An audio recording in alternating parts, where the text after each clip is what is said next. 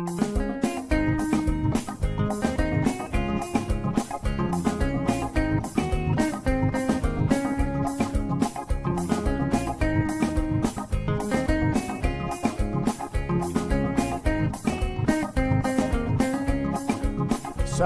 all the time is here with a cold heart through. She's the ears and the eyes for me and you. Every day, everyone want to hear from Sandra. And every time on the air, she's getting better. Tell your sister, tell your brother, tell your mama, call Sandra in the morning and in the evening. We always calling Sandra. And when they start fighting, they calling Sandra.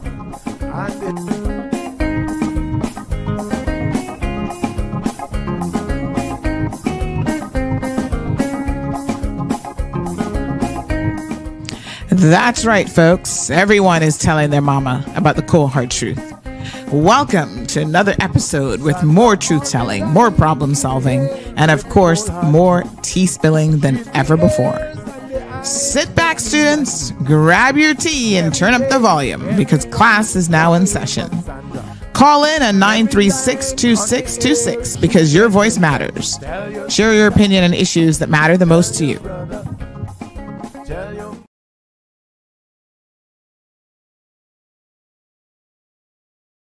Good morning, K-Man. Happy fake Monday. Nope, it's Tuesday.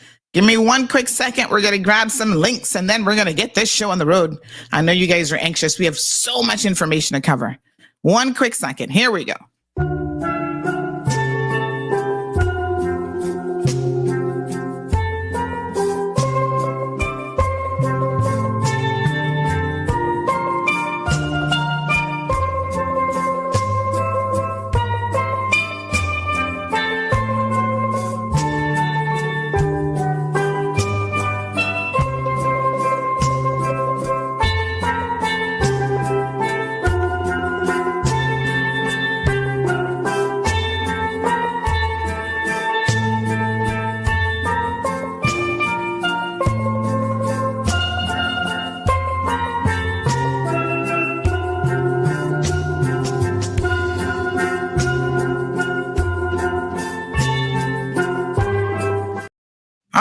Folks, how's everybody doing? Hope you guys had a fantastic long holiday weekend. I'm very, very pleased to, of course, say that today is actually Tuesday. I know I fooled you for a quick second. You're going, what day is today again? Fear not, it's Tuesday, and it's a beautiful Tuesday here in the Cayman Islands. Weather is looking pretty good. I know that we are constantly, keeping an eye on the weather, and I know there's a little something still out there developing, but nothing to quite worry about yet. But listen, at this point, we should be a pro at all of this because, we've done it about 50 times by now. So, yeah, here we go. Just do the usual stuff. You guys know the drill. Stay calm, and let's get on with it. Let's welcome Mr. Shamari Scott from Health City, Cayman Islands in the studio. Good morning, Shamari. How are you? Good morning, Sandy. How are you doing this morning? Ooh, I'm good, honey. Chow. You know when you get excited because you love you? Yeah, you sound bright and perky on this fake Monday morning. I know. You would swear I had some coffee this morning. But I don't drink coffee. Just got my water going. But yeah, it's a good one. How was your weekend? Any special? It was amazing. And the Dolphins played. Yeah, the Dolphins played last night and the Dolphins won. So we're back on the winning bandwagon. So, we're going to run the tables and make it to the playoffs. We got back our quarterback, so we're doing well again. So I like it. But kudos to the Dolphins. So I'm a little bit tired because I stayed up a little bit later than I probably should have just to make sure that they won the game. But all good. Yeah. Nice. All right. Well, that is fantastic news. Congratulations. We're cheering for you. So I know you guys will get there. So another beautiful day. First of all, before we, it's sad, but I want to extend my thoughts and condolences to you and all of the staff at Health City, Cayman Islands. I know you had an unfortunate incident on Friday going into Saturday morning where you lost one of your workers. So please accept my heartfelt condolences. And I know the entire CMR community was shocked when they heard it as well. No, definitely, and thank you for that, Sandy. And well, obviously, we've had an outpouring of support from the community and giving their condolences and best wishes, which we would pass on to his family back in India. And it was a tragic situation, and definitely a few things in the future that we would definitely want to talk about to see how we Mhm. can prevent something like that from ever happening again. Yeah, absolutely. Right. So today we are going to be talking about World Pneumonia Day. And I know this is a topic that a lot of people might not think a whole lot about, but that's why I love these segments, is because, we bring in the technical expertise to have some really meaningful discussions on this, which I think, is very, very important. So we've got Dr. Now you're going to help me with the pronunciation of the name this morning. No, so Dr. Harsha, so he helps us out, and so that we can pronounce his name. So he goes by Dr. Harsha is how we call him, and he is actually one of the consultants in our pulmonology division. And Dr. Harsha, is too shy to say it himself, but he has close to 2 decades of experience in this area. He comes to us with a lot of experience. He does diagnosing and managing sleep-related disorders as well, outside of everything that would be lung-related. And he's actually, just as an example of the experience he has, he's done over 1,000 bronchoscopies, and that from a diagnostic perspective as well as a therapeutic procedural perspective. So just to give you an example of the level of expertise that Dr. Harsha has. And November 12th is World Pneumonia Day. So it's our pleasure to have him here with us. It was actually established in 2009 to raise awareness because it's a leading cause of illness and death worldwide when it comes to children and the elderly, which was a stat I was a little bit shocked with, didn't realize that, but definitely because it's World Pneumonia Day, thought it would be topical for us to bring on Dr. Harsha. Oh my gosh. And we're going to make a slight adjustment to his name, and it's going to be Sri Harsha. I just want to make sure. Yeah, that's right. Good morning, Sandra. Good morning. Good morning. I know, whoever, I come across, they feel little difficult to pronounce my name. Yes, it's a long one. Yeah, I mean, Sri Harsha would be, fine. Otherwise, Harsha, that also should be fine. Yes. Okay. All right. Well, we'll call you what you prefer, Dr. Sri Harsha. It is a pretty long name. When I saw it, I go, "Oh Lord, I'm going to totally screw that one up." So I'm glad you've accommodated us and shortened it a little bit for our purposes. Thank you so much. Yes, sir. Yeah. Sorry for that. So we know that today is World Pneumonia Day. So it's been initiated in the year 2009. And the aim was to create awareness among the public so that they know what is the criticality of this disease, because this pneumonia can be a simple disease, or it can be a life-threatening disease as well. The spectrum is too big, so that's why people should have awareness of this, and they should know how to prevent it, and how to sense it at the early stages so that it can be treated better. So yeah. All right, we're going to get into all of the details here in just a second. So what exactly, let's start with the basics, because we throw around words like pneumonia, and when I think about it, I'm like, what exactly is pneumonia? Yeah, see, pneumonia in the otherwise commonly pneumonia, if anyone is affected by a bacterial infection, classically, usually by a bacterial infection, and it is affecting any part of the lung, usually the lobe of a lung. So that is when we call it as pneumonia. But pneumonia means inflammation or infection of the lung parenchyma. That's what I would say. So So this is not this is like a syndrome, I would say. Why? Mm, Because it is not just extend, I mean, the disease is not just limited to the lung. It can, like, have systemic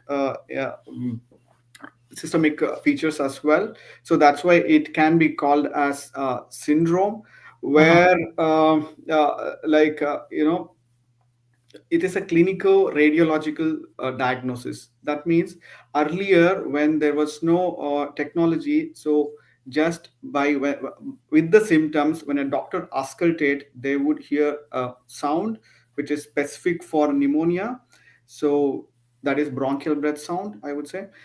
mm, So they would say, okay, this person has pneumonia. But with the advent of just x-ray and other technologies, now we when we do the x-ray, so we have to see a patch of consolidation. I mean, we should see a patch. We say that there is air bronchogram. So specifically, when we see this, we say that this patient has a pneumonia. So usually when we say pneumonia, usually it is referred to community acquired pneumonia. mm, Pneumonia, it's as it is not limited to community acquired pneumonia. There are a variety of pneumonia. So when it is not a bacterial one, we say it as pneumonitis also. Like, particularly when the pneumonia is because of aspiration of chemical or noxious gases, or because of the radiation, we say it as pneumonitis. Whereas I mean, in the pneumonitis, it is involving only at the alveoli level, like, so at the like, if for this, if I have to tell you that our airway starts, like, the windpipe starts from the trachea and goes down, divides and divides and divides, and it ends in the mm, alveoli. That is the terminal part of it. So that is the functional unit, actually, I would say. So when there is inflammation there, we say it as pneumonitis.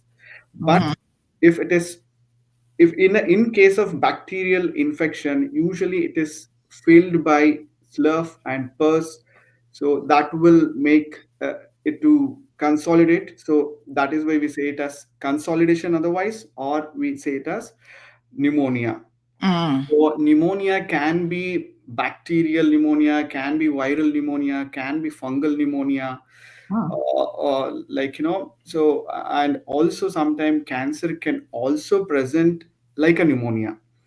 So I mean, whenever the lung is involved, in general, we can say it as pneumonia or pneumonitis. Yeah. mm. So it's a pretty broad term then. Yeah, I would say, Yes. yeah. Okay. All right. Very good. Um, do most people at some point in their life or another get pneumonia? Is it kind of equivalent of maybe having like a common cold or flu that at some point everybody's going to have it? Yeah, I mean, anyone would can get pneumonia, but Yeah. usually most vulnerable are the pediatric age group, like early infancy, like up to 5 years. They are where the immunity is still to establish, and at the old age, I would say after 55 or 60. So Mm, when our immunity goes down, so they usually say pneumonia as friend of old age. So, like, I see. usually. Yeah, old age people catch up pneumonia. They are more susceptible, but anyone, like, can get pneumonia. Yes. Yeah. And usually it starts as a common cold, or like, where when it is not treated very well, so the Mhm. infection can go down, and it can lead to pneumonia. Mm, But pneumonia doesn't mean that it will only, like, start with a common cold and go down. So no, it can. So someone having infection systemically, so it can spread from one focus and enter the lung. So then also it can cause, and someone having an aspiration, like particularly someone who is like uh, say it as, like, alcohol, after alcohol consumption, someone has lost his conscious. So then also one can have aspiration and can have pneumonia. And uh, mhm, there are so many ways, like, someone who is a smoker can also get pneumonia. Someone having a severe lung disease, like pre-existing lung disease, can have mhm, pneumonia. And someone having a cardiovascular compromise already, so they can have pneumonia. So any yeah, they are more susceptible, I would say, but anyone can get pneumonia definitely. Wow. So we have a list of symptoms here, and they certainly mimic a lot of other things that I can think Yeah, of. yeah. So that is also very important. Why is that, someone having a upper respiratory infection like common cold will Mm-hmm. also have cough, fever, everything. But Mm-hmm. at the same time, the pneumonia, someone having a pneumonia can also have cough, cold symptoms. Along with that, definitely he would have some chest symptoms like a pleuritic chest pain, we would say sometimes, and sometimes he can have short of breath, and so Mm-hmm. along with that he can have chills and rigors and headache. And also, as I told you, like when pneumonia become severe, so then he can have systemic symptoms also, he can have altered sensorium, and he can he can have deranged deranged functions of other organs, like involving the kidneys, involving the liver. So all these things can happen. That depends on the extent of the disease, the severity of the disease. Yeah. Oh, wow. Very interesting. So, how do you diagnose it then? Yeah, so that's why I told you, classically, before the invention of this all these gadgets like X-ray and CT scan and Mm-hmm. everything, one the clinician would just auscultate and look for specific signs. Mm-hmm. So because as you also told, so the symptoms are more or less the same. So patient is Mm-hmm. coming with a cough or maybe chest pain also. Because of excessive cough also, one can have chest pain and having a history of cold or anything. So then Mm-hmm. when they auscultate, so we would look for they would look for a specific sign, like whispering pectoralic. We say that, when we tell the patient to whisper, so we could hear with the stethoscope as if they are whispering through the ears, so that was a Mm-hmm. classical sign by which they would say, or like a bronchial breath sound. So that was classically. But now with the invention of this, we look for specific sign in the chest X-ray, so we can see a patch of consolidation. So then we can say that, okay, probably this patient has pneumonia. And when we see the CT scan also, so Mm-hmm. maybe we can see the patch of consolidation there. So then we can confirm that, okay, this patient has pneumonia. But I'm Mm-hmm. telling you, so this is only in case of a bacterial pneumonia, usually that is community acquired pneumonia. Mm-hmm. But in case of a viral pneumonia or an atypical pneumonia, we may not see these signs. So, because Mm-hmm. these are two different things and they present in totally different way. So if it is an atypical pneumonia, it may not be confined to one lobe or one side of the lung. So maybe it will be involving both the sides. And when we see the chest X-ray, maybe it looks normal. So particularly in a viral infection. So yeah, so I mean, that's what most of the time in general, when we say it as pneumonia, we refer it to a bacterial pneumonia usually. But it is that's why, it is very broad. We cannot just say, okay, we cannot confine to one sign and symptom. Yeah. Hmm. All right. Wow. All right. So thank goodness for modern technology so that we have the diagnostic tools now. Because I wonder when you did the whispering test, how accurate that might have been. But like you said, No, that is quite accurate. really? When we learn, Yeah. that is what we learn. Yeah. Though we may not practice, but Yes. we learn and we know it. Yeah. Okay. All right. So when it comes to treatment, what is it then that a person can do to get some relief from pneumonia diagnosis? So again, it depends on the severity of the disease. Usually, see, the when a patient gets symptoms, usually they go to the general practitioners, where Mm-hmm. they can just treat with the routine antibiotics, which in community acquired pneumonia there are a set of antibiotics which we Mm-hmm. prefer to give. And if it is not responding to that, so then we say it as progressive pneumonia. When it progresses, so then he will have systemic symptoms. So when a patient coming to the hospital, we have to assess the severity of the disease. Like, Mhm. I told you, there are scoring systems. For example, like, we say there is a curb scoring so system, where curb 65, I would say it is the most easiest one.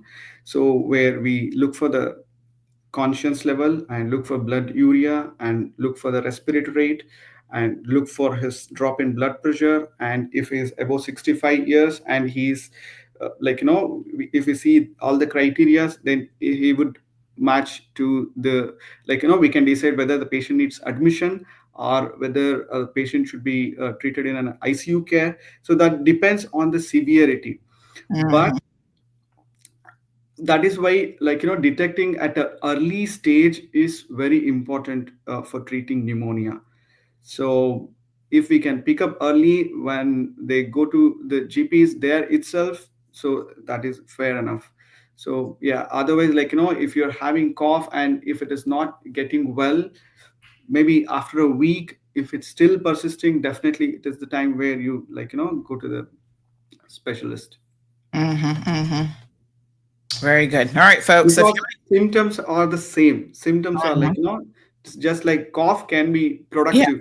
So initially it can be dry cough, and over the time it can become productive, and they can bring out more and more sputum. Yeah. Mhm. Along with fever and chills. Yes. All right. I was just reminding your listeners that the phone lines are open 936-2626. If you have any questions, please feel free to call in and ask Dr. Sriharsha. He's here as obviously the consultant pulmonologist to answer all of your questions. And even if it's not specific to World Pneumonia Day, maybe you've got a little issue with your lung, you'd like to ask some general questions. Now is your time. So early detection always being key. Are the signs the same at the earliest stage, or is there something specific that we can look forward to? Like, you're at home. What are some of the key indicators that this could be more than just a common cold or the flu, and it could be something more serious like pneumonia that you need to get some additional treatment for? Yeah, Sandra, before that, like, I would just want to uh, specify that, like, this year's theme is Yes. every breath counts and stop pneumonia in its tracks. That means, like, this will answer your question, like, so Okay. we have to find it early, and we have to track it, and, like, we have to treat it early. Mm-hmm. And also, this insists on a public private partnership as well. To Mm-hmm. do this, like, so public sector also has to take steps, and also, like, in collaboration with the private bodies, so we can always try to detect it early. So like, early, so here, the susceptible population, I told you, like, it is more in the pediatric age group, and more in the adult after 65 years. So whenever we see such patients and they are presenting with cold or flu like symptoms, and a persisting cough which is not getting well with the routine antibiotics or the routine treatment, so then definitely one should have in the back of their mind that, okay, so maybe this is looking like a pneumonia, particularly when someone is having a risk factor. Like, I would say, like, someone having a lung disease, a chronic lung disease like asthma, like Mm-hmm. COPD, or interstitial lung disease, or chronic cough disease, like, or bronchiectasis. So in this, or a cardiovascular disease with a weak heart, I would say, like a person in heart failure, or someone having immunocompromised diseases, like a chronic infective disease, or like, for say, even a person having cancer, or he's getting a chemotherapy, or he's getting like someone having chronic kidney disease, where they are more susceptible to get these infections. So we have to identify these set of population. So, see, for someone who is young and who is otherwise healthy, for them we can give time so that it can get better or recover. But particularly at risk population, we should be very proactive to do all these investigations. We can just do a routine blood investigation where we can know the infection, and we can do a routine chest x-ray, or also we can send the sputum for for testing, rather than just treating with antibiotic blindly. So I mean, we have to do a early investigation to detect it early. So I think that is the key, Mhm. because as I told you, symptoms can be very decisive. So we cannot just go with the symptoms. We have to identify the high risk population, and we have to act early. Mhm. Very good. So, folks, again, if you're just joining the conversation, I see a number of people still logging on. Please remember today is World Pneumonia Day.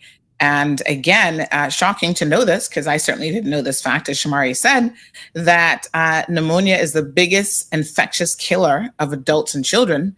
And according to the website, stoppneumonia.org, every breath counts being the theme for this year. In 2021, pneumonia claimed the lives of 2.2 million people, including over 500,000 children.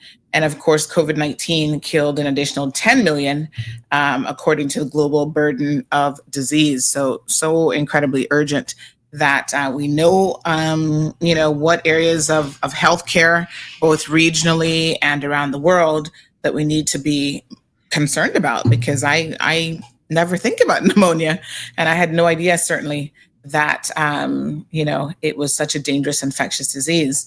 So they say that together these two have caused more deaths than any other cause, including heart disease and lots of things happening in terms of our respiratory system linked to climate change and the risk of another pandemic being high if we continue to have respiratory infections that are high as well.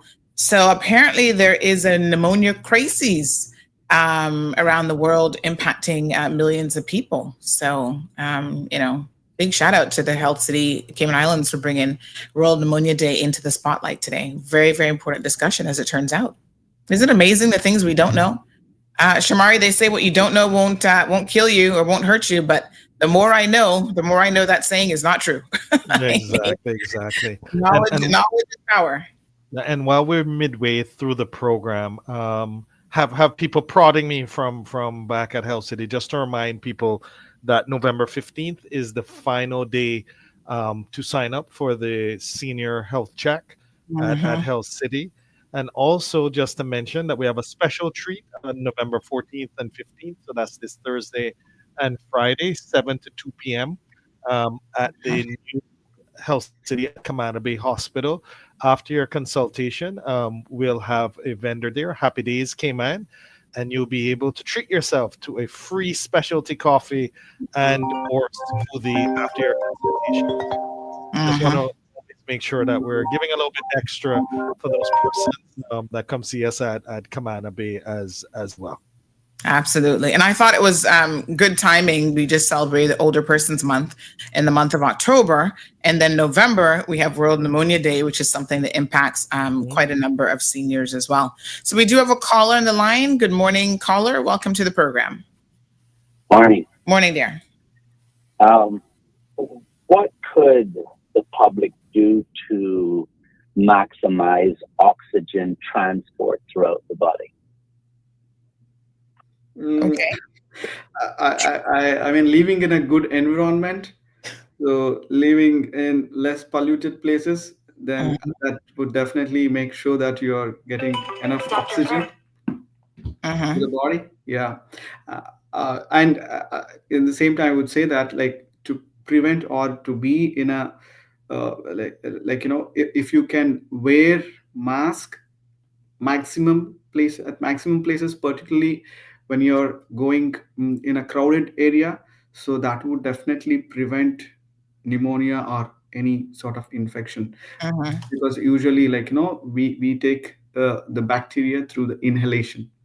There are so many other modes of it, but most common way is that we take it as a droplet infection. So someone having a good etiquette is also good, so that, like, if you have an infection in the chest, so it will not spread to the other. So covering the mouth when we are coughing and sneezing, so that will also prevent it. Yeah. Yeah. So I was just thinking about this. In fact, since pneumonia can be viral, bacterial, you can actually catch it from other people. Yeah, definitely. Oh, yes. Okay. It's So sinking you in. see, usually, as I told you, like, someone having a common cold, common cold, usually most common cause is a viral infection. Mm-hmm. So after initially it starts with a viral infection, then it can turn into bacterial infection. If someone having a poor immunity, definitely Mm-hmm. it can turn into bacterial. So even that can spread when we cough out. So, but the more chance of spreading is in a viral infection rather than a bacterial infection. But definitely, even the bacterial infection can spread through droplets. Yeah. Mm, interesting. All right. So, really, what that question was leading into, which is our next slide here, is about prevention. So, clean living environment was what that particular caller touched upon. So, making sure that your home is well ventilated and free from allergens or pollutants. Now, during COVID, we heard that one of the best things to do in terms of the airflow in your home was simply to open a window and get in fresh air. Is that also the case with pneumonia? Yeah, definitely. Like, having a proper ventilation is the key, I would say. So, particularly, like, there is a disease called tuberculosis. It's not very common in this part of the world, but it is more common in the Asian population. So, Mm-hmm. tuberculosis is also a bacterial infection. It can also present like pneumonia. So, that is very contagious. So for them, one of the key is, like, no, to maintain a proper ventilation. We put the patient to the window side so that, like, he gets good air, and also the chance of spreading to the other person is less. So having a good sunlight and good ventilation is the key for avoiding the respiratory infection, I would say. Yeah. Mm-hmm.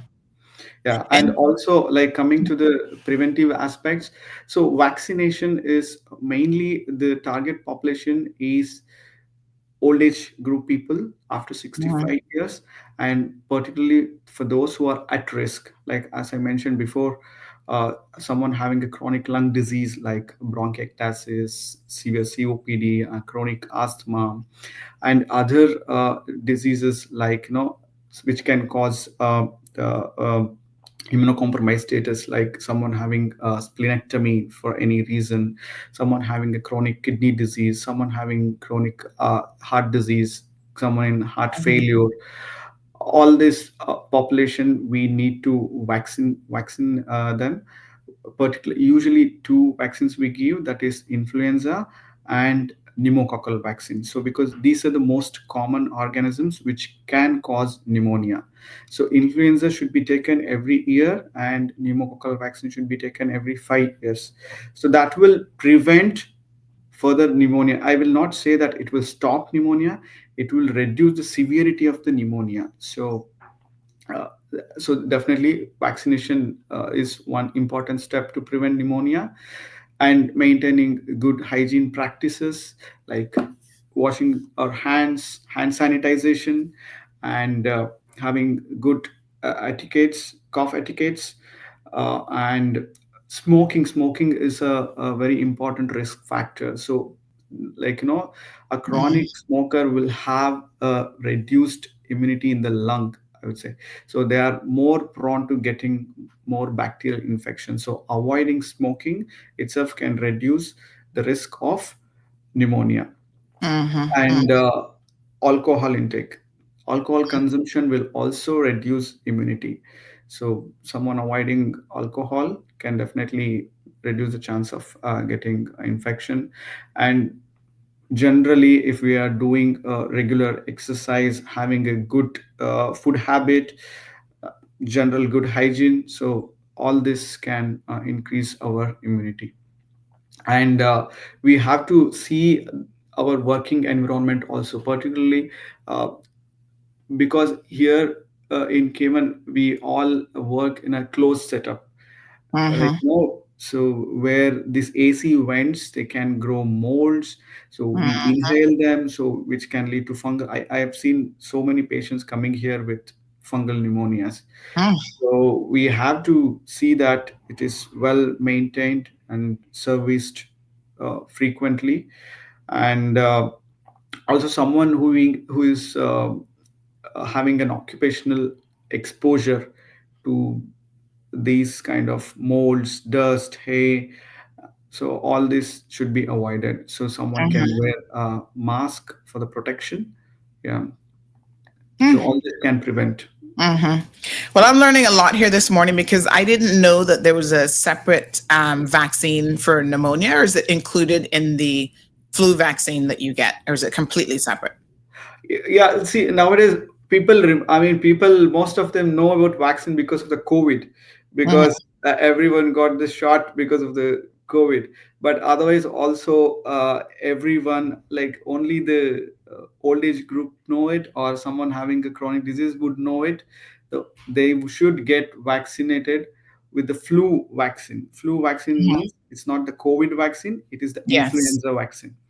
So that every year they're supposed to get it, usually given in the month of October to December.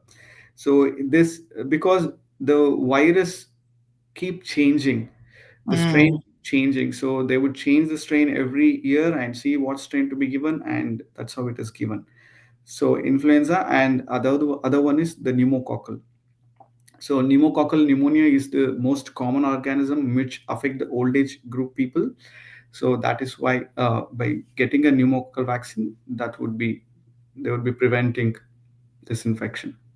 Mhm. So it is part of the influenza vaccine that you'd normally get.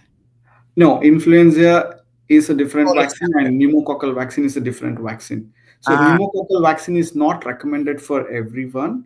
okay. So pneumococcal vaccination is recommended for someone who is at very high risk, I would say. Mm. So I mentioned all the high risk population before. Yes. So yeah. Okay. Oh, okay. All right. Very good. So, Miss Daphne Ebanks says, I have been to the Health City Camana Bay location and it is very nice. It is. Now, will you be, Dr. Sri Harsha, will you be at both Yeah. locations so people can make appointments at either location to see you if needed? Yeah. I mean, most of the days I'm at Kamanabe now. Okay. Yeah. Getting busier by the day. So folks, we've got some good preventative things here. You know, I might quiz you guys, so you better pay attention. We got everything from a vaccine, good hygiene practices. So again, a lot of the things that we know that help a respiratory system, generally speaking, seem to be on this list for helping to prevent pneumonia. Constantly washing your hands. Now, Doc, I know a lot of people rely on hand sanitizers. They're like all the rave since COVID, especially. But even before then, you know, in our daughter's school, they'd have the hand sanitizers. And I always would ask them to please not let her use and overuse hand sanitizers. For children, it can be dangerous for different reasons, but just to encourage general hand washing, good hand washing habits with, you know, soap, warm water, and washing for a longer duration of time, because most people simply don't wash their hands long enough. And I see it every time I go into a public restroom. I cringe a little bit because I see people do a quick wash, like 2 seconds. And I'm like, that's not enough. So let's talk about the importance of good hygiene practices, hand washing being one of them. Yeah, definitely. Hand hygiene will prevent not only the respiratory infections, for that matter, like any other viral or bacterial infection. Mhm. But there is a, like there are steps where you wash your hands properly. So I think you need to wash your hand at least for 60 to 90 seconds, I would say. And there is a proper way of washing your hands, where you wash all your fingers, you wash Mhm. all the surfaces, you wash the web spaces, Yeah. and so you have to follow it. But I mean, not everyone does it. That is one thing. And the other thing is that, most of the time they use these hand sanitizers, as you told, definitely using hand sanitizer will prevent infections, but at the same time, most of the time it comes in a gel form. So we should see that for the particular kids and for everyone. Sorry. Mm-hmm.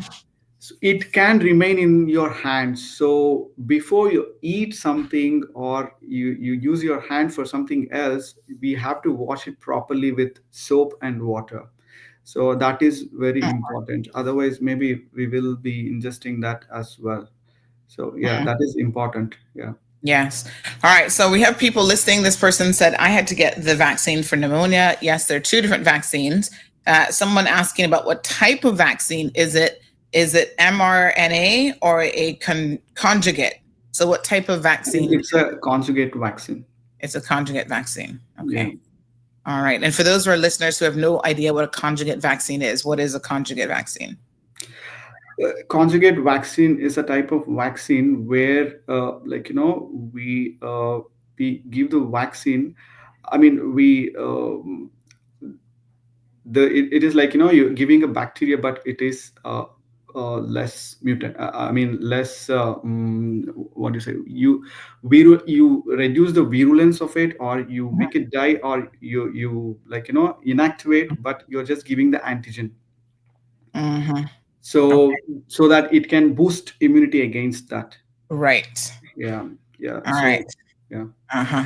All right. Whereas mRNA is like, it is like a developed where, like, you enhance it. You give you're giving the DNA of it, so that it will again increase the antigen and, yeah, and sorry, antibody in your body, and then, it can affect. All right. Very good. Good questions. Good questions. Everybody is paying attention. All right. So good hygiene practices, vaccination, avoid smoking. So there's so many things that smoking can do in terms of, just throughout your body, but definitely it has a direct impact on your lung health. And it makes you more vulnerable to all sorts of infections. Obviously, cancer is a major concern as well. But so smokers are more likely to get influenza. They're more likely to have cold, flu, pneumonia, all of these things. Is that correct? Yeah, smokers can get anything. Yeah. because so there is a lining. So there's a lining. We say it as epithelial lining in our airways, just like the skin outside. So it is like a skin inside.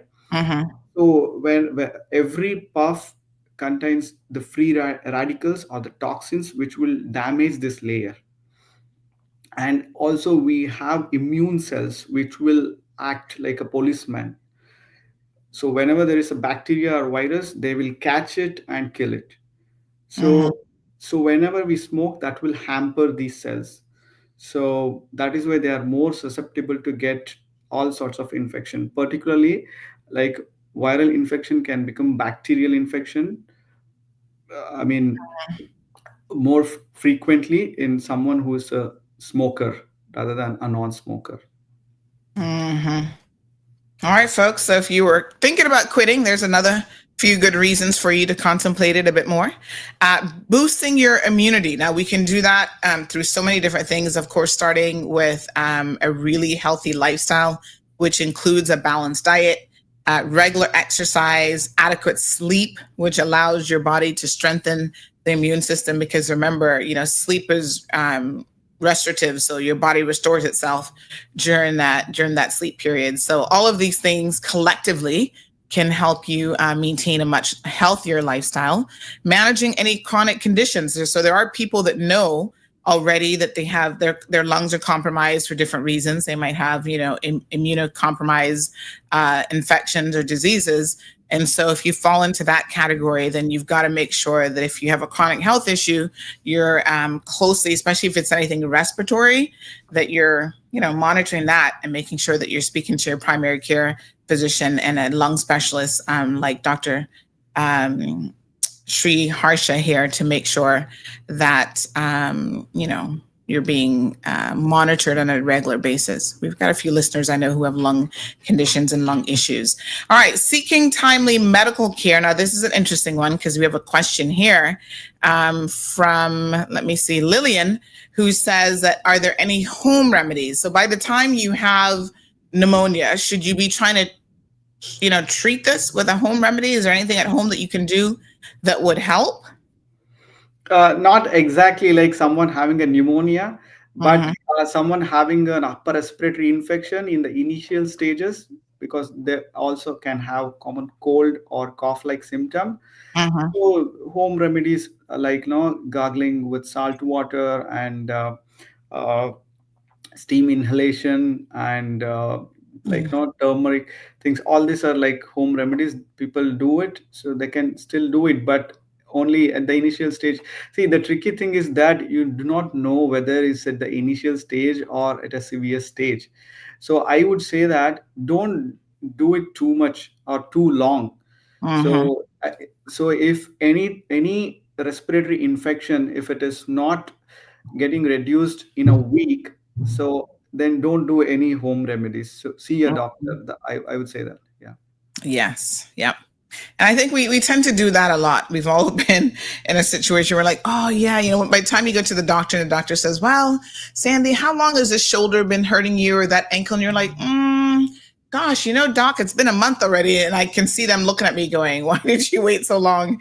Because of course it always becomes much more difficult to treat something the longer you allow it to sit there and become more of a chronic problem, right? So seeking timely medical care, again, being very, very important. Early prevention or early detection of infections being critical to getting you better.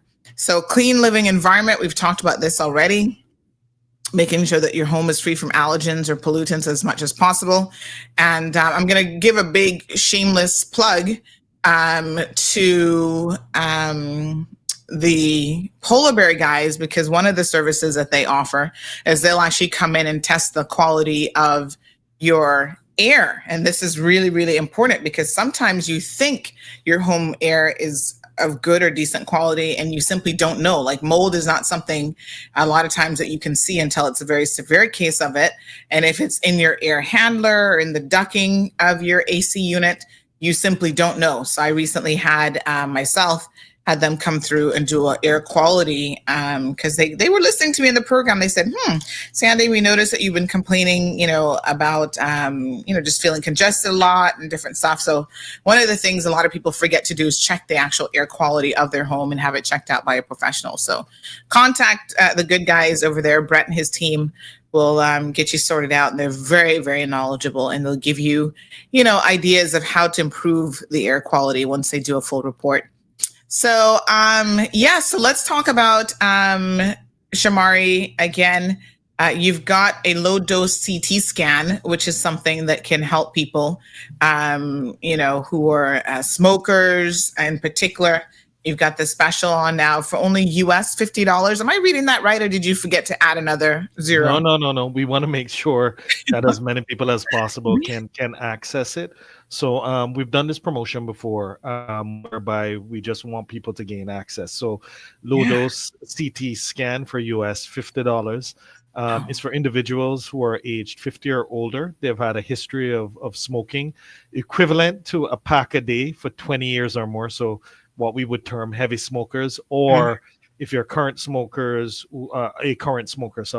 who would have quit within the last 15 years, but you fit the definition before, where you were smoking for 20 years or more, a pack a day. And it's actually only available in our East End location. So you're going to have to take that nice travel up to us. And your appointments can be booked in November, but you have to take the appointment before December 15th. And those patients that have your normal results, somebody from the patient care team will contact you. But if you need a follow-up consultation, then one of our pulmonologists, which are lung specialists, will contact you for a follow-up, and that's at no additional cost. Because if we do need to do an additional test, we don't want for that to be an inhibiting factor, the fact that it may cost more. So we just want to make sure that we're finding if there is an issue, and if so, helping people through that process as well. And at times sorry. And at times there are persons who may be a little bit younger than 50 that try and get through, and we have to tell them no, unfortunately. And once or twice they're a little bit upset, but we have parameters that we have to abide by, or you'll keep tweaking those, and then more and more people will be coming through, which isn't the best from a medical perspective. Sorry, Doctor. Yeah, I mean, the idea of doing a low-dose CT is, again, early detection of lung cancer, particularly. So when we are doing, we can detect other diseases also, if at all, if it is there. Why it is important is usually lung cancer otherwise detected at a later stage, at an advanced stage, usually the lung cancer, because symptoms appear at advanced stages. So when it has involved most of the lung, or if it has involved it is infiltrating to the surrounding organs like a chest wall or something, or if it is already metastasized, that means it has reached a distant organ. So that is why for this low dose CT scan is the key to detect it early. So these are the high risk population. Usually after 50 is the high risk population. Those who have smoked for so long, they are in the high risk population, and someone having a family history of cancer, so they are at high risk. So that is why these criteria, and definitely someone getting this done will help them to detect a cancer early. And thank you to our listeners. I do see your messages that the radio stream had dropped out. I have restarted it, so hopefully, I don't know, internet glitches, honey chill. Hopefully, it has restarted. Let me see. Let me just check really quickly. Oh gosh, keeps dropping. I might need them on their end.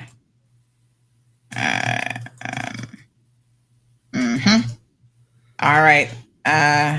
Technology, honey chill. Okay.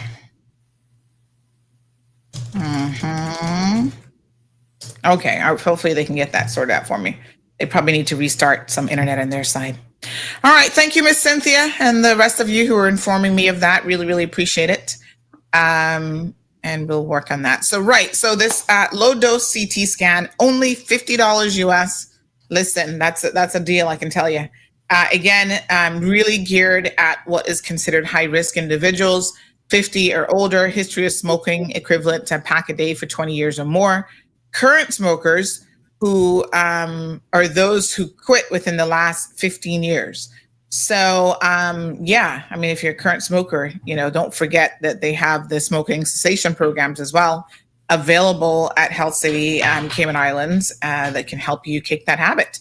This special is going to be available at the East End location only, and you've got to go ahead and book in November, but you can actually do the CT scan up until December the 15th. So it gives you a little bit of time, and patients with normal results will be notified by the patient support team, and those needing follow-up will receive a consultation with a lung specialist at no additional cost. Look at that. That's quite a deal. Yep. And also to remember, November 15th and 14th and 15th, 7 to 2 p.m. Free coffee and smoothie. Happy Days Cayman will be there. After your consultation, you can go get your free specialty coffee or free smoothie, 7 a.m. to 2 p.m. November 14th and 15th. So that's this Thursday and Friday. And is that at the new location only, or yes, that's a special for Cayman Bay. All right. Yes. And listen, if you're looking for an excuse to go to the Cayman Bay location, I can come in and kick you in the knee, and we can get you in really. We can get you in really, really quickly to see Dr. Naranjan and one of his team members. That's the easiest way to get in there. I'm just kidding. But no, do start to think about all of your preventative, your checkups that you need to do, and all of your preventative stuff that you should be doing at least once a year. If you're a relatively healthy person, that executive health checkup. I'm due for mine now, and I'm going to get that scheduled and go in there and do it. So, yeah, sounds good. Perfect. Thank you so much, Shamari and Dr. Sriharsha. As always, thank you for coming on the program.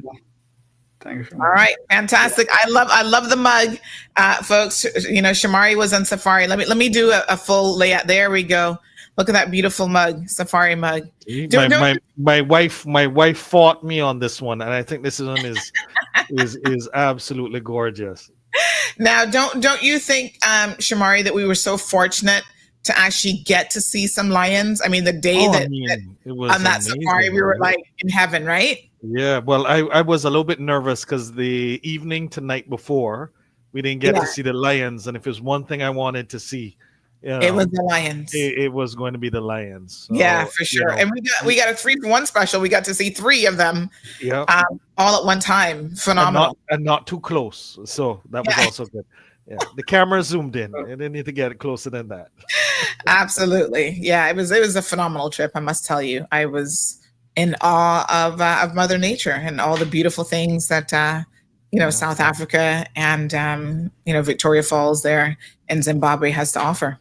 Good stuff. I mean, my Isaiah was like, okay, where are the tigers? And I was like, no, that's an India trip.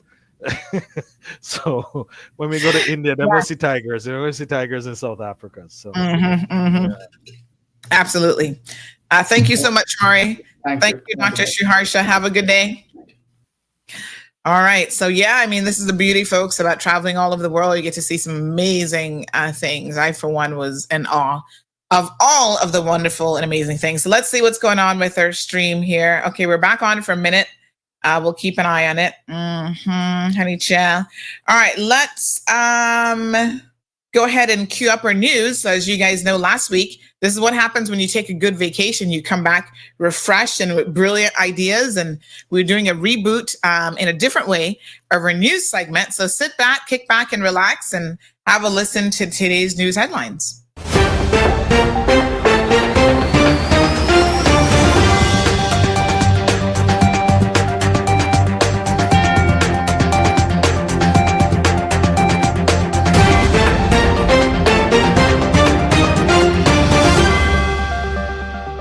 Good morning.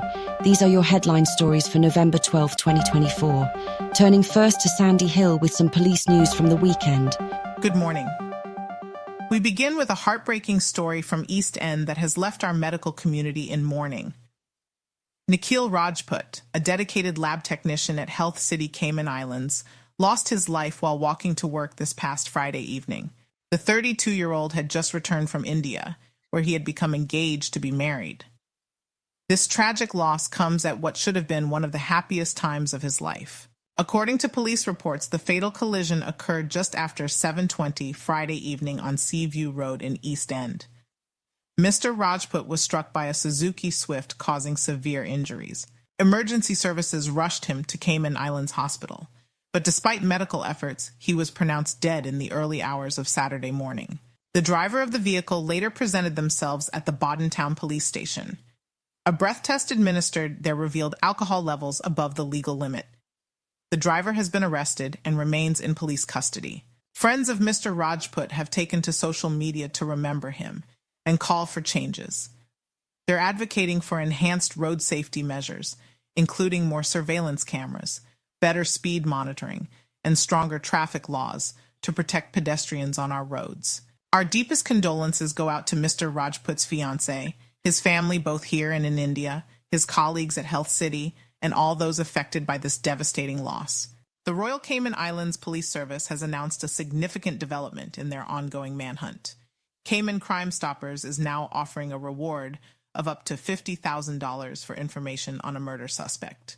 Police are searching for 34-year-old Romario Davis in connection with the murder of Jason Johnson. That homicide occurred on October 27th in Georgetown. Davis is described as 5 feet 11 inches tall, with a dark brown complexion and short black hair. His last known residence was in Newlands, though he's also known to frequent Webb Road in Georgetown. Police warn that Davis, who goes by several aliases, including Mario Davis, Romario Brown, Barrooks, and Bar Roots, should be considered armed and dangerous. The public is strongly advised not to approach him. Law enforcement officials also remind the public that harboring or assisting the suspect is a serious offense. Under the Police Act, anyone found obstructing justice or preventing his apprehension could face a $5,000 fine, 2 years imprisonment, or both. Anyone with information on Davis's whereabouts is urged to contact the Major Incident Room at 649-2930. Anonymous tips can be submitted through the Cayman Crime Stoppers website or by calling the RCIPS confidential tip line at 949-7777. For your safety, if you spot the suspect, do not approach. Call 911 immediately. Some more disturbing news of 2 serious robberies that have rattled our community this week. In the early hours of Wednesday morning, a violent incident unfolded at a commercial plaza on West Bay Road, just north of Snooze Lane. At approximately 2:30 a.m., multiple assailants wearing hoodies and masks confronted and attacked a security guard on duty. The guard was robbed of his phone and personal belongings before being transported to Cayman Islands Hospital. Thankfully, his injuries were not life-threatening, but the crime didn't end there.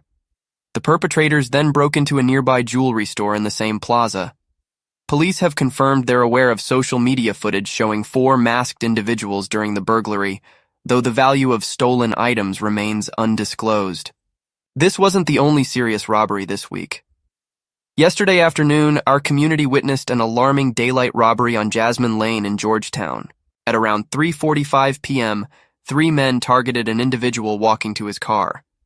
Armed with a machete and what witnesses described as a handgun, the assailants confronted their victim and demanded a bag containing a substantial amount of cash. After a brief struggle, the robbers fled in their waiting vehicle. These incidents have raised serious concerns about security measures across our islands.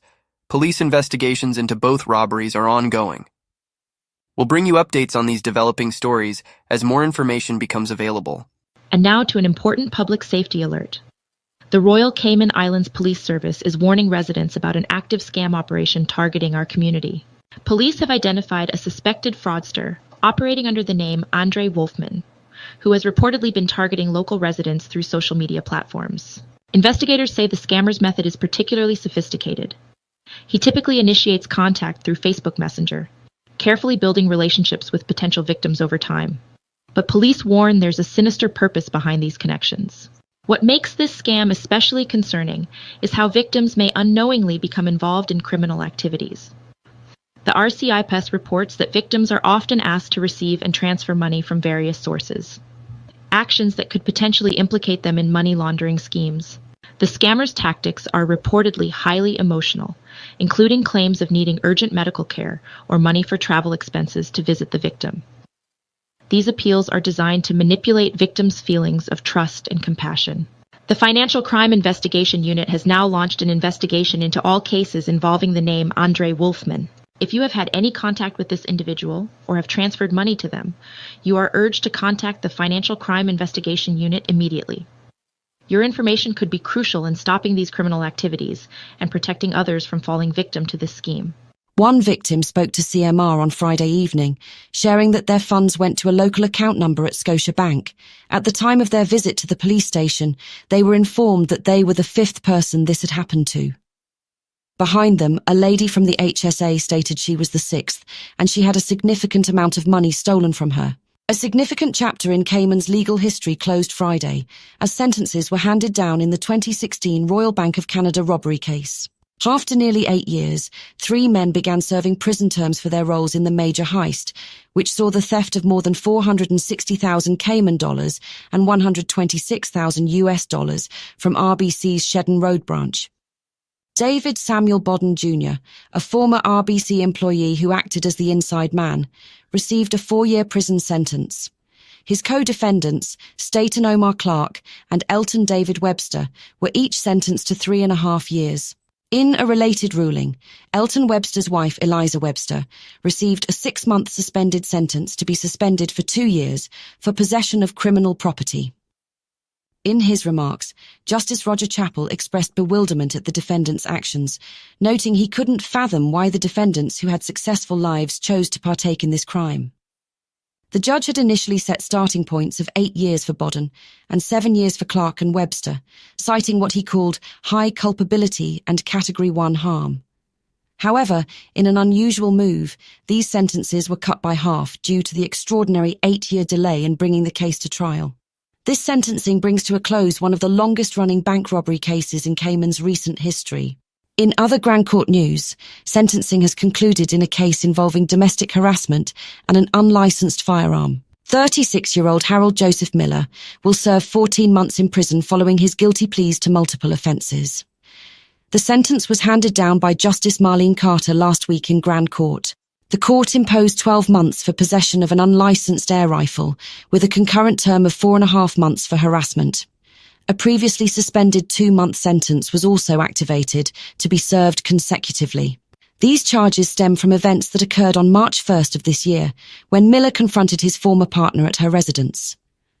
The court heard that Miller took his ex-partner's phone, using it to make threatening calls. The situation became more serious when he produced an air rifle. Police later recovered the weapon, which was identified as a .22 caliber Gammo pre-charged pneumatic air rifle. The firearm was equipped with a scope, silencer, and magazine. While the court confirmed the weapon was functional, Justice Carter noted there was no evidence it had been used to threaten anyone or that it was capable of causing death or serious injury. A local court has handed down a prison sentence in a case of employee theft that significantly impacted a small Cayman business. 36-year-old Samantha Angela McLaughlin was sentenced Friday to 37 months in prison after pleading guilty to stealing more than $42,000 from her employer and committing multiple acts of forgery. McLaughlin, a single mother who worked as an accounting and administrative assistant at Stafford Services, admitted to stealing precisely $42,250.56 over a 5-month period from November 2021 to March 2022. The court heard that McLaughlin betrayed her position of trust by misusing pre-signed company checks that were meant for vendor payments. The scheme came to light in April 2022 when business owner Randall Stafford discovered unauthorized transactions during a routine review of company accounts. In his victim impact statement to the court, Mr. Stafford revealed how the theft of nearly $50,000 had created significant challenges for his small business, particularly affecting his ability to increase wages for his employees. In a moving moment during the proceedings, Mr. Stafford stated that had McLaughlin approached him for help, he would have tried his best to assist her. Major developments in Cayman politics are unfolding this morning, with Premier Juliana O'Connor Connolly announcing she won't seek re-election following a dramatic week in government.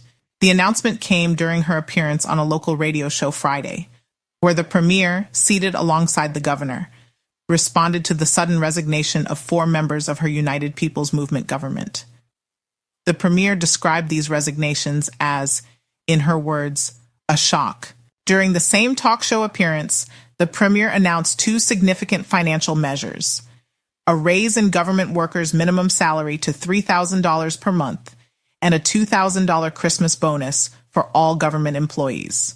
These financial commitments come at a time when questions are being raised about fiscal management, following $150 million in government borrowing over the past year. Political observers might recall that this isn't the Premier's first retirement announcement.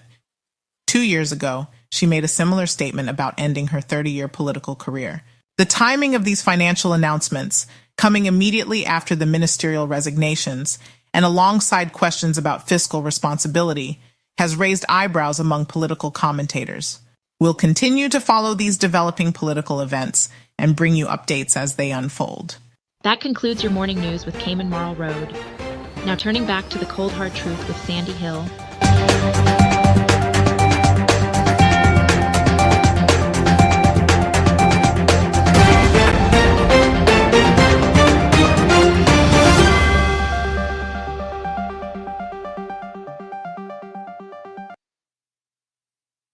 All right, honey chillin', what's going on? Happy Tuesday morning. So, yes, you guys asked and we delivered. You wanted some more local voices, so I cloned my own voice. That's not me reading it live, by the way.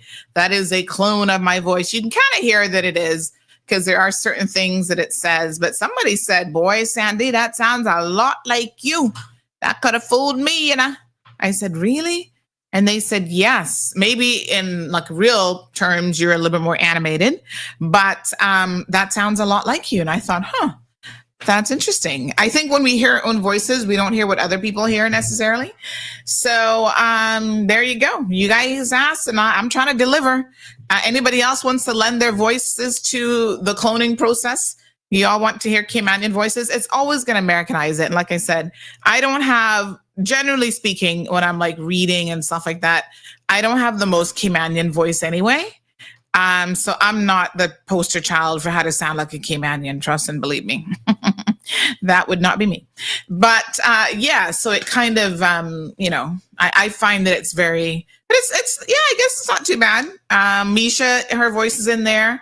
We had another young lady who lent her voice as well, who's Caymanian, but again, kind of Americanized it a little bit, which I think it will do in any event. And there are certain words that it still kind of pronounces, a little bit different. Like we would say McLaughlin, and it's like, it's going to change that a little bit. So yeah, Irvelyn says that was a lot of interesting information. Well, we try to give it to you a little bit deeper for that news segment. So yeah, let me know what you guys think about it. Some interesting headlines there this morning. Some of those we're going to touch on. Let me start. I'm going to touch on two things for sure this morning. I want to talk about the unfortunate accident in East End. And then I also want to talk about, there's a survey that has been circulating that has parents up in arms from Clifton Hunter because they think it's asking 12-year-old children sexual questions. I want to talk about that. And let's see if we can touch on the political thing. If not, we leave that until tomorrow. So I was a little bit surprised. Of course, it was a shock to hear that this poor gentleman from Health City, Cayman Islands, he was actually a lab technician. And I know I've seen him before, just from going there as a patient, lost his life quite sadly after being hit. Apparently he was just walking to work, minding his own business, and he lost his life, trying to go to work. Now, I want y'all to put this in context, right? Imagine you travel overseas, halfway around the world. A lot of times you're making these types of sacrifices for your family, for job opportunities, to lend your experience, to a particular organization. And he'd only recently got engaged to his fiancée there in India.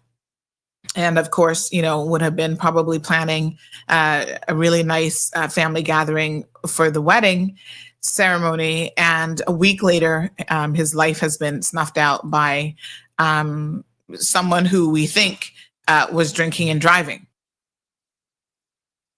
So I actually understand this person is a Caymanian. And it's interesting because the person actually said to me that it is, oh God, what's his name? Hold on, let me tell you now. I'm gonna tell y'all who he is here in a second. He's been in trouble before, and that's how they were like, Sandy, you'd be interested to know. What's the car wash guy name there in town? Right by oh Lord, right across from like the Flow building, Rogelio. So I'm being told that it's actually Rogelio's brother who has been mixed up in stuff before. And his name is, hold on, let me tell y'all now. His name is Claiborne. Remember Claiborne? He's the same fool who tried to stab his brother some years back. And now he's out there allegedly drinking and driving and actually took somebody's life. Now, I think the penalty for DUIs needs to be a lot more severe. I think that literally these people are getting away with murder. It's vehicular homicide. It's a type of murder, in my opinion.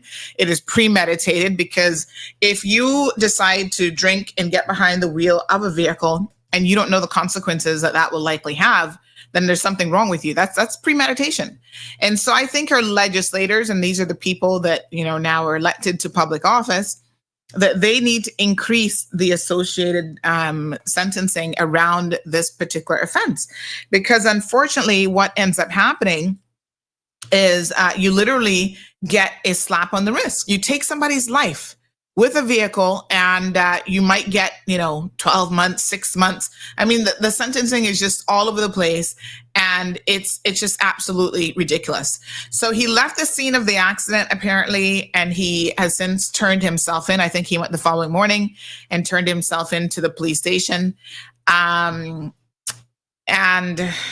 it's just so sad that this young man has, Mr. Nikhil Rajput, has had his life snuffed out in a blink of an eye. One of the other things that came up that I thought was quite interesting, and I was a little bit shocked to see happen yet again, is why was he transported from East End all the way to Georgetown Hospital? Now, listen, we are not psychic in that way. We don't know that he still would not have passed away because his injuries appear to be extremely severe. Someone actually sent me a photo of him connected to all the ventilators. And, I feel so sad about this, but I don't know that he would have made it in any event. However, we do know that when it comes to emergency medical care and access to an intensive care unit, that time is of the essence. Literally every single minute counts. And I don't know what the time is to drive from East End to Georgetown, but on a good day, if you are booking it, like you're the ambulance, even ambulances though are supposed to do the speed limit, but let's say that you're booking it and you got your siren and there's no traffic, because even ambulances and medical services encounter traffic, and you're telling people to get out of the way, you are still looking at probably 45 minutes, right? You think, on a good day. So my question, of course, was why was he not able to go right there to Health City, Cayman Islands? Like literally, you're less than 5 minutes away. And this is an issue that we brought up on this show before, and I cannot believe that it remains an unresolved issue. Remember, we had brought this up. There was somebody else. I think it was the when they're having a race out there. One of the guys on his bike got injured and had to bring him all the way to Georgetown Hospital. It's almost a death sentence, in my opinion, in terms of what is happening. And it's like a circular thing. We keep going around in circles about why Health City, who has the capability and the licensing, most importantly, to help emergency patients like this, why are they being told by the ministry that they can't apparently find the time to actually do something about this? This is egregious. I'm going to tell you what's going to resolve it, because sometimes nothing in this country happens unless you sue somebody. Hear me good, right? People will sit back on their laurels. The government will sit back and do nothing. The civil servants will sit back and do nothing because they feel like they don't have to. One of the interesting things the other day when I was traveling is I was taken aback by how relaxed people are in doing their jobs all over the world, whether it's immigration, customs officials, whatever. They have this don't care attitude. And when we were talking to the South African guy, and he said, well, they're guaranteed a job. If you're, a Black South African, you're going to get a government job just because you're a Black South African. Whether you're qualified, you have the right attitude, none of those things matter. You're going to be guaranteed a government job if you know the right people. And there's a lot of nepotism and stuff that's happening. That sort of environment doesn't cultivate a competitive environment. Let me be very clear. I'm all about Caymanians first, qualified Caymanians first, but you have to have some get up and go about you and really be about your business. I've never been a person who's advocated that, I'm going to be given lazy, good for nothing Caymanians the opportunity to get a job that somebody else, just because they need a job, and they don't even need a job. They just want a paycheck, right? They're not going to perform. They're not going to make us proud. They're not going to do anything right. They just want to sit there and warm a seat. I'm not an advocate of those people getting employment until they get their ish together. I'm an advocate of people who've done the right things, who have gotten a qualification, who've gone to technical school, they've done TVET, they've done whatever, and they show up to work. They show up on time. They dress appropriately. They have the right mannerism. They have, all of these things are important. So my question is this. Why is it that this continues to be an issue that nobody wants to resolve? Now, I get that this is a competitive environment. Good morning, caller. Hey, Sandy, how are you? Morning, dear. Not bad. How you doing? I'm okay. Good. Firstly, my condolences for the young man and his family and Yes. friends in Cayman and family in India, I believe. You have an advantage that many of us don't, and you often have Health City present with you. I know that that may not always be the opportune time to discuss things with them, but sometimes I feel, and having had friends be patients at Health City, that it's really down to the dollar there. They're not a public hospital, obviously, but sometimes things aren't done there unless insurance is verified, period. And I would hate to think that that's one of the things impeding, things, but it Cayman, everything's down to how much money we're making and the bottom dollar.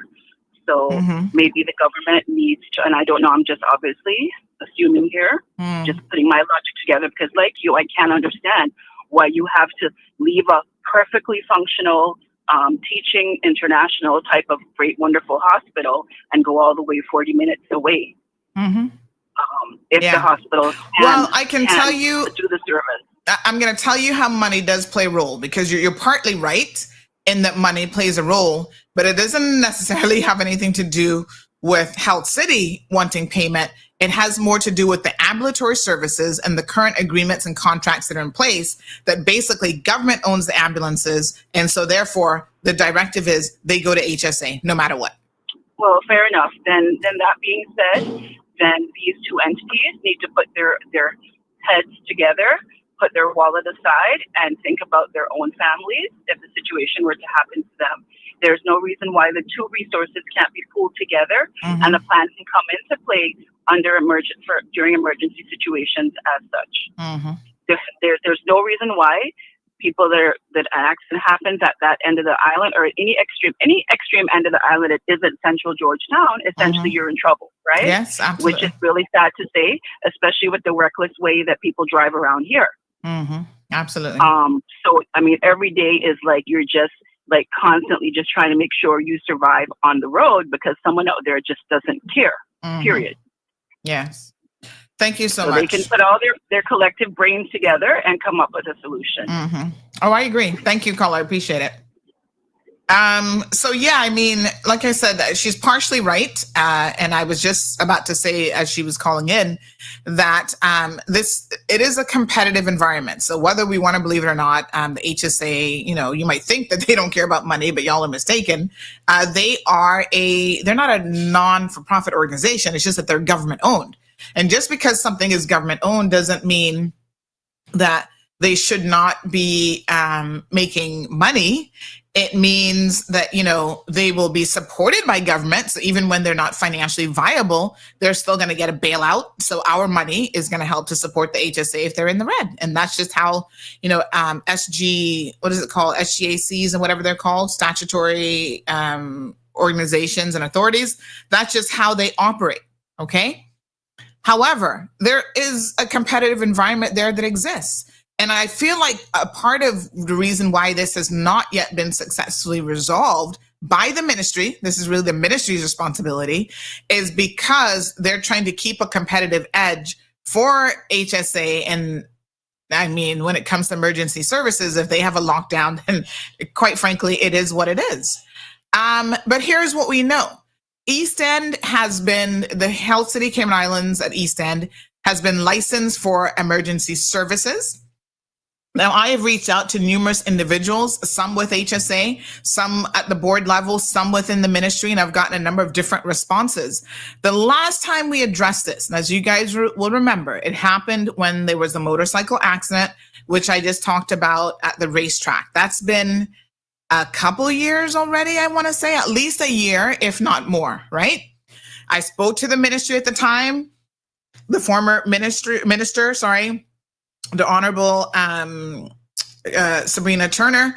And it was interesting because she was being provided information. Her initial response that was coming out of the ministry is, Health City doesn't have the license in order to do this. And I can tell you that information is actually totally incorrect. And so I was concerned about why it is that the ministry itself and even people at HSA were giving the minister information about the license that HCCI, Health City Cayman Islands, has that was actually inaccurate. Because then you go, is it just that they don't know and they're making assumptions? You wouldn't expect that anyone in a position would be making assumptions about something like this. If somebody asks you, does HCCI have the license to be able to do emergency services? Before you respond to that, you better go check with your dental medical board or whoever it is that does the licensing and verify it before you tell the minister a particular answer. So they were telling her information that was actually not correct. Because then when I verified it, it was like, oh, no, that's not the situation at all.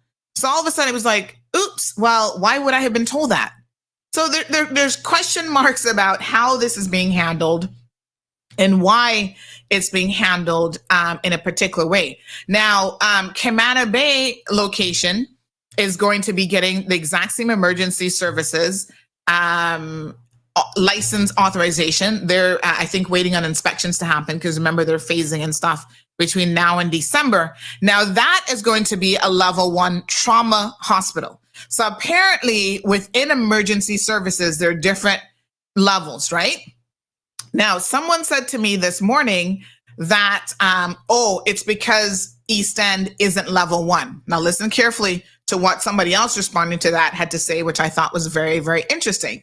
So they said, so level 1 trauma facility, which is going to be Camana Bay, is a higher level than anywhere else on the island. So Health City Camana Bay is going to have level 1 trauma, which will be the highest level of anywhere else on the island. So they said, help me understand why somebody would say that to you, right? Because that can't be the minimum requirement. And it just highlights that the new location is going to be better equipped to treat all types of emergencies at the highest medical perspective here in the Cayman Islands. So it is interesting. Again, people answering questions that are not, the answer isn't correct, but you have to wonder, is it because other people are telling them this information and they simply don't know, or what's the deal here? Okay. So another person made the observation that it's a protocol, that it's at a higher level. And, this is something that needs to happen at the ministry, and they have to allow, so this is the crux of it, they have to allow for 911 calls, because remember, again, 911 is owned by the Cayman Islands government. They have to allow for 911 calls and the personnel there to be able to dispatch an ambulance, which is also a government-owned ambulance, although I think they have their own private ambulance at Health City, but to be able to dispatch a government-owned ambulance to then go to a private non-governmental hospital. So they just need to figure this out. It's not brain surgery here, folks. It really shouldn't be that difficult. It's just procedurally, regulations probably need to be amended and need to be changed. Here's something else that's of interest. The other facilities don't have a cath lab for heart attacks, right? So you're taking them to a facility there. They don't have a cath lab in their emergency room. They're wasting precious time. And then maybe if you're still alive, they'll eventually turn around and retransport you to Health City Cayman Islands. What sense does that make? All right. They don't have an interventional neurosurgeon who treats strokes and things like that. The orthosurgeon, being there for emergencies as well. They have to wait until someone comes in who can provide that service. Maybe they're on call, or they've obviously got physicians that they bring in on contract and so forth from overseas. So, I mean, it's a lot of stuff that just simply doesn't make any sense. And the going feeling is that the reason why nothing has been done about it is because they're trying to protect certain facilities versus doing what actually makes sense. And this is a problem. Okay.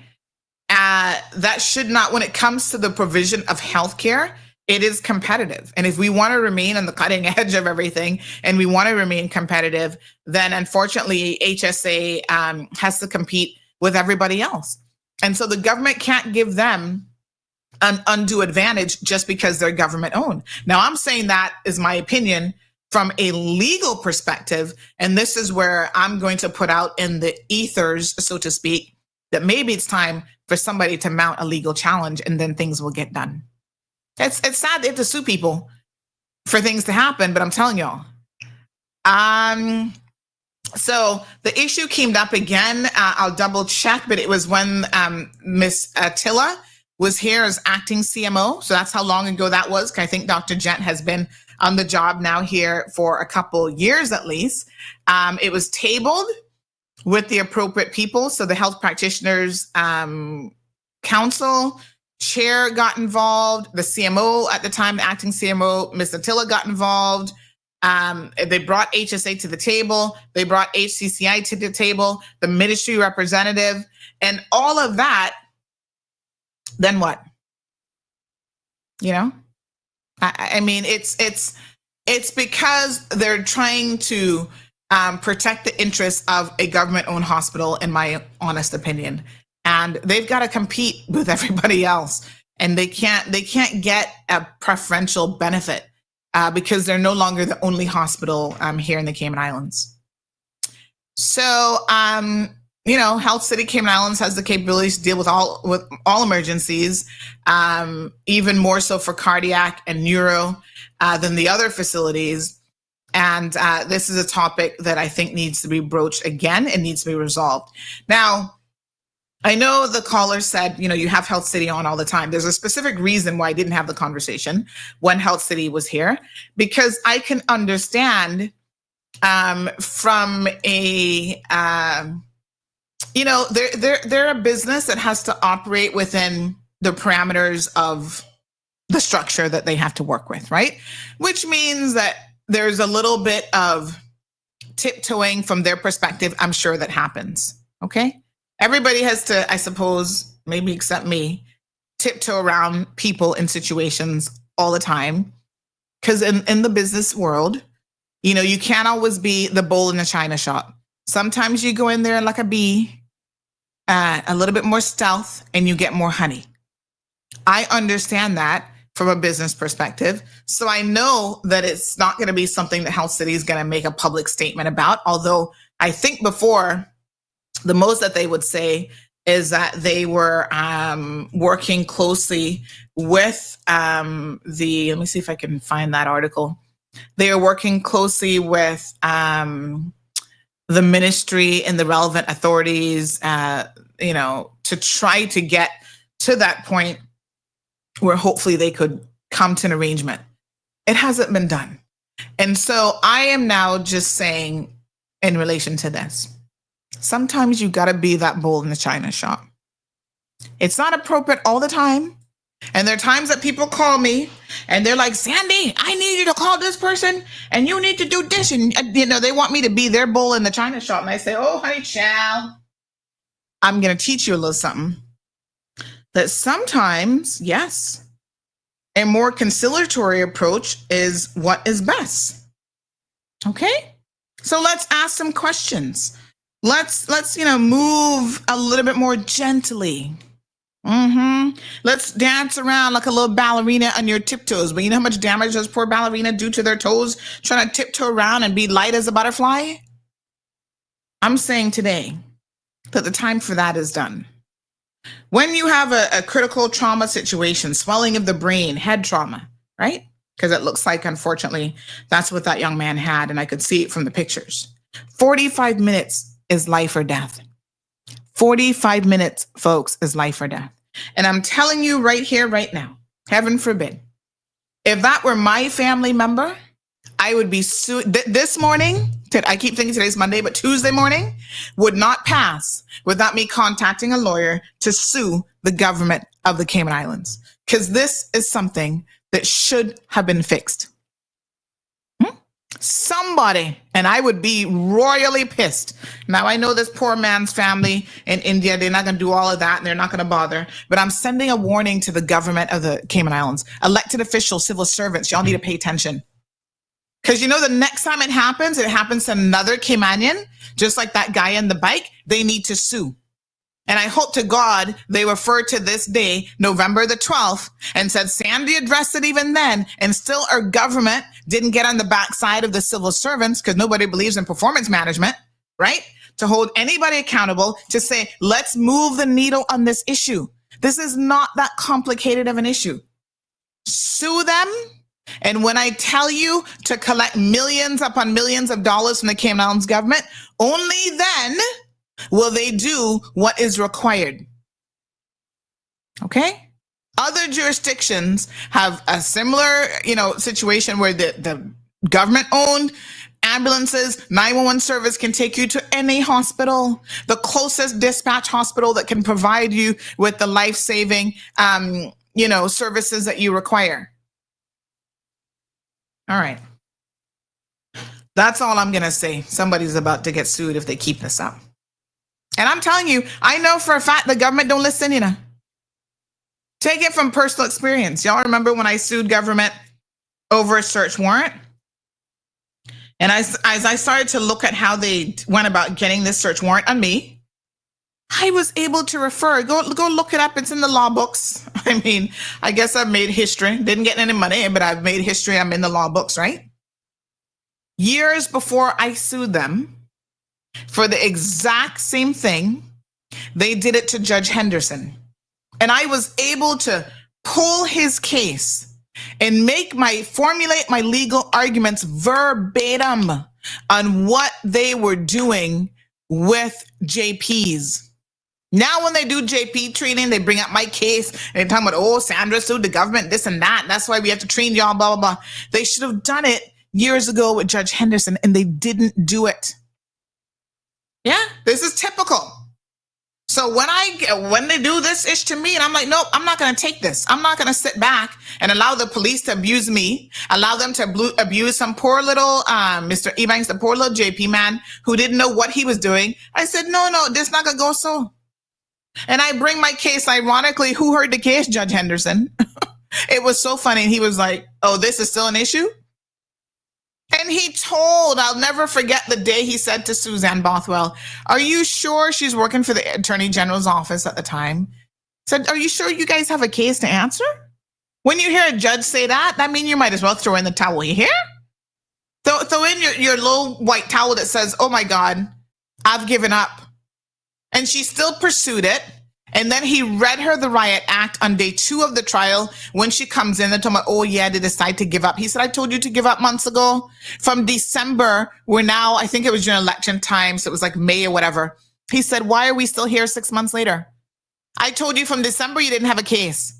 Who told you to pursue this case? Well, my clients. He said, who are your clients? The police. He said, really? And the police are the lawyers. They know the law. They know the intricate. Man, he made her look so stupid in that moment. And I could only sit there and go, I ain't got no law degree, but I understood when the man said, are you sure you have a case to answer? That was your invitation. That was him in a nice way saying you don't have one. This young lady, despite not being a lawyer, has a solid case here, and y'all should throw this ish out and try to settle with her. But of course, you know them. Oh, she just a Caymanian. She don't know this. She don't know that. Okay, they lost. Okay? And unfortunately, sometimes you have to judicial review government in order for them to do the right thing. Now, all of a sudden, they can train JPs now, though. Listen to me, Caymanians. You don't necessarily have to wait until a tragedy has happened to be able to sue the government. Because when you sue the government, you're simply asking the courts to make a determination, especially when it comes to public health and it comes to administration, public administration. That's a whole area of law.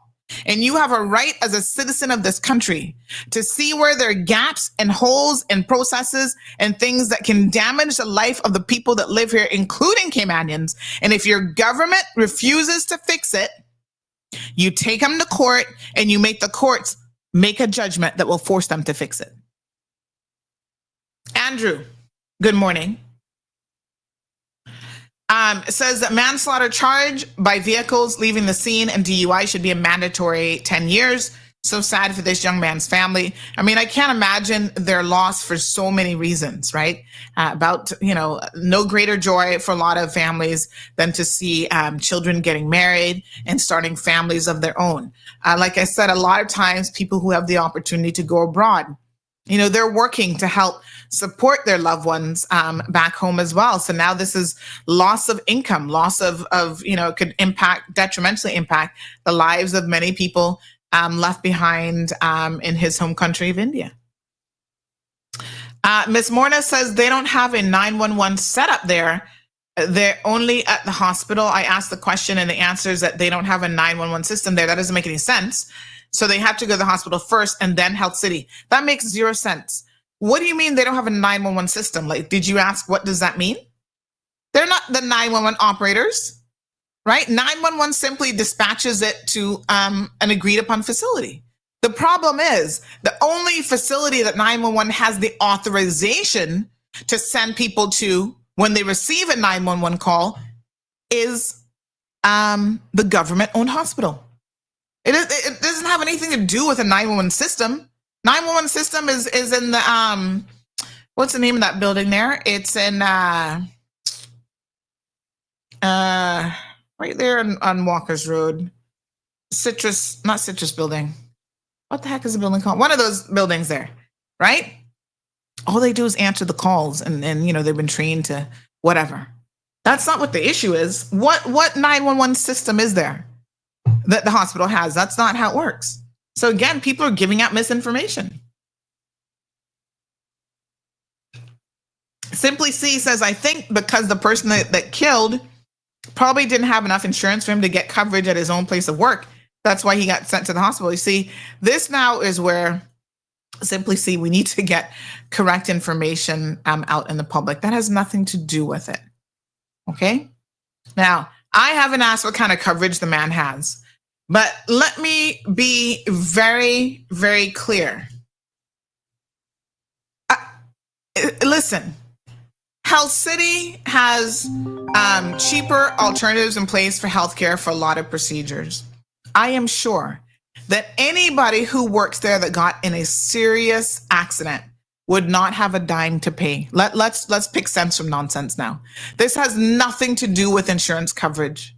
I'm sure they would write that off as one of the benefits of you're one of her brethren, you work here, you work in the lab, you don't have to worry about it. I do not believe for one instance that this had anything to do with insurance. You actually think that the 911 operators are calling Health City Cayman Islands to say, oh, we have one of your workers that just got licked down. Does he have insurance? Can we bring him to you?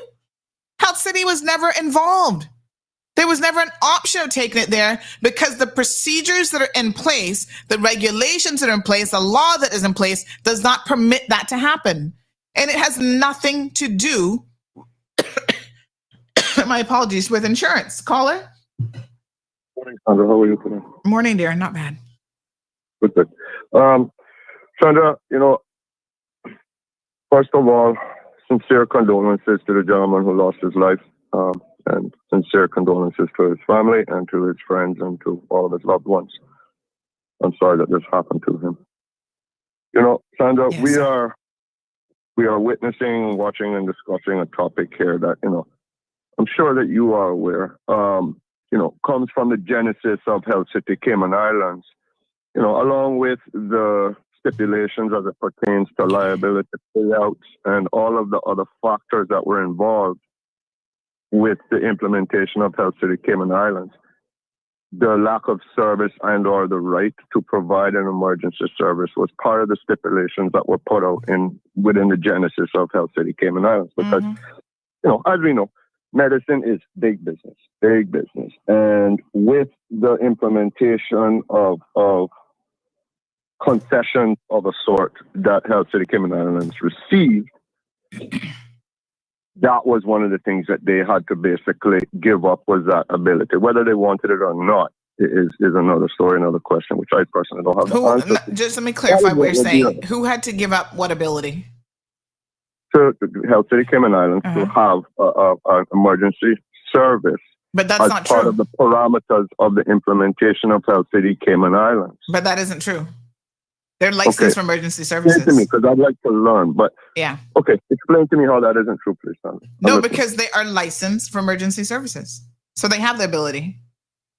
Yes, I understand that. They have the emergency day X, Y, and Z. But there is no connection between the logistics of when a person gets injured in East End or North Side, right? And that part of the overall equation is what is actually missing. So that when somebody who has a life-threatening issue in the district of East End or North Side or somewhere where the logistics would give that person a better chance of survival if they go directly to Health City, we have these roadblocks that are being put in that have been there from the inception of Health City, Cayman Islands. That is my point. And yes, I do believe that it is part and parcel of the wheeling and dealing that went on within the rest of the medical profession here in Cayman. I've heard the rhetoric from doctors personally. Some favor, some don't favor, some are angry because of the concessions, as it were, that Health City Cayman Islands got, and the differences between, for instance, what was Christopher Tomlinson Hospital, now Doctors Hospital, and the beating of heads against each other as it pertains to those systems. The solution, Sandra, is for us to demand here in Cayman that somebody who gets into a life-threatening situation, that they are allowed to go directly to Health City, Cayman Islands, if the situation warrants. And there's been multiple tragedies here in Cayman where it is very arguable, and it's a valid proposition that the people lost their life because they had to go the full 22 or whatever it is miles all the way down to the other end of the island in order to get life-saving emergency care. And beyond all else, I just hope that this latest tragedy will become a watershed moment, which will allow for that equation to change. And for the next person thank you so who much. gets into bad trouble, into an accident, is allowed to go directly to the closest provider of emergency health care. That's the overriding thing that we need to see changed here in Cayman. Thank you. I appreciate it. My only question, folks, is how many watershed moments are we going to have before something's actually done? So I was making reference to the last time that this issue came up, and I was trying to find the article, and praise the Lord, hallelujah, for, when you have access to things online that are, they serve as an archive, right? So this issue came up. Here's the article back in August of 2022. We are now in November of 2024, 2 years later. 2 years later, and the needle has not been dropped at all. Here's a picture of the ambulance bay at Health City, Cayman Islands. And I'm just going to refresh my memory here by reading this article. So I'm going to ask y'all to read along with me. All right. So the community is asking questions about the availability of emergency services in the Eastern Districts after yesterday's motorcycle fatality at Parker's Raceway. A misconception is that Health City, Cayman Islands does not have the capacity to deal with these types of emergencies. However, CMR has confirmed that Health City has a fully staffed 6-bed emergency room that is open 24 hours a day, 7 days a week. Some staff have shared that ambulance staff have been prohibited from taking patients to Health City, Cayman Islands after an incident some months ago. So again, there was another incident. An email was sent to various HSA employees instructing them that they could be financially responsible for patients that fall under Synico or have not been pre-approved by the HSA managers. So again, you're asking HSA managers, let's understand this, to approve a patient to go to a competing facility. It's never going to happen. And that's not how it should work. The litmus test should be, does the hospital provide the services that are needed? And if they do, and they're the closest hospital, 5 minutes away, as opposed to at least 45 minutes away, it makes 0 sense to send them anywhere else. All right. So in the case of yesterday's bike rider, Kishween McKenzie, because he's a government employee, so this added a separate layer of it, an A&E doctor would have to sign off on a referral, which then needs to go to the CMO in order for him to be able to even go to HSA. By then, the man done dead. Let's be very, very clear. Okay? You got to send him to HSA. Get an emergency doctor there to sign off on it. Then paperwork has to be done. Referral office has to get it ready. Send it over to the CMO. Oh, please, can you approve him to go to Health City? You're dead. If this is a head trauma situation, the first hour is more than critical. You are dead, long time. This makes zero sense. All right. So his situation, Mr. McKenzie, was because, again, he was a government worker. And of course, whatever policies in place, it has to include government workers as well, because they are the biggest employers on the island. So the current policy directive is that all 911 emergency calls are routed through the government-owned HSA. The demand for ambulance services has been called into question before, when the response time was delayed due to travel distance or road traffic, and the hospital currently has 3 ambulances with 32 staff members in total, serving the entire island, which includes paramedics and EMTs. And they work around the clock in 12-hour shifts. Now, I think since then, they got additional newer ambulances. That's fine. Each ambulance is comprised of 2 staff members, a paramedic and an EMT, working in rotation. 1 unit stationed in North Side, 1 at the Georgetown Hospital, and 1 at the West Bay Clinic. All right. So a little bit of history here about this. Again, an outcry in social media. The issue may be that the government's emergency response policy does not allow them to take any other location except the HSA, which could delay crucial care by upwards of 35 plus minutes. Now, in 2018, Health City opened an expanded emergency wing with an ambulance bay, which allows them to manage all medical and surgical trauma specialties, with the exception of pediatric emergencies. The ER physicians are supported by a team of experienced nurses who've worked in advanced trauma centers prior to joining HSA. So the Health City, HCCI, my apologies. And the Health Practice Commission approved the East End Hospital to provide emergency and intensive care services, and they confirmed that their ER physicians are qualified with masters in emergency medicine and capable of managing various medical emergencies, including where there is trauma involving multiple organs.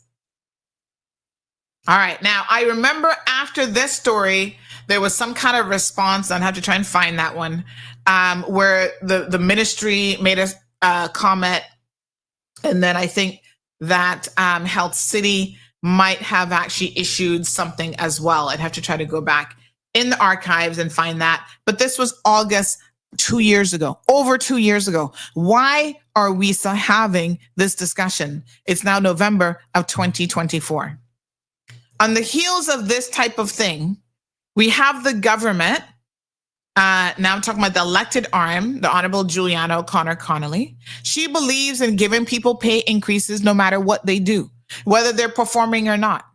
A one-off honorarium becomes every year situation. And she keeps calling it a one-off honorarium. Okay? There's no performance measurements in the civil service. And I'm very, very disappointed. Right?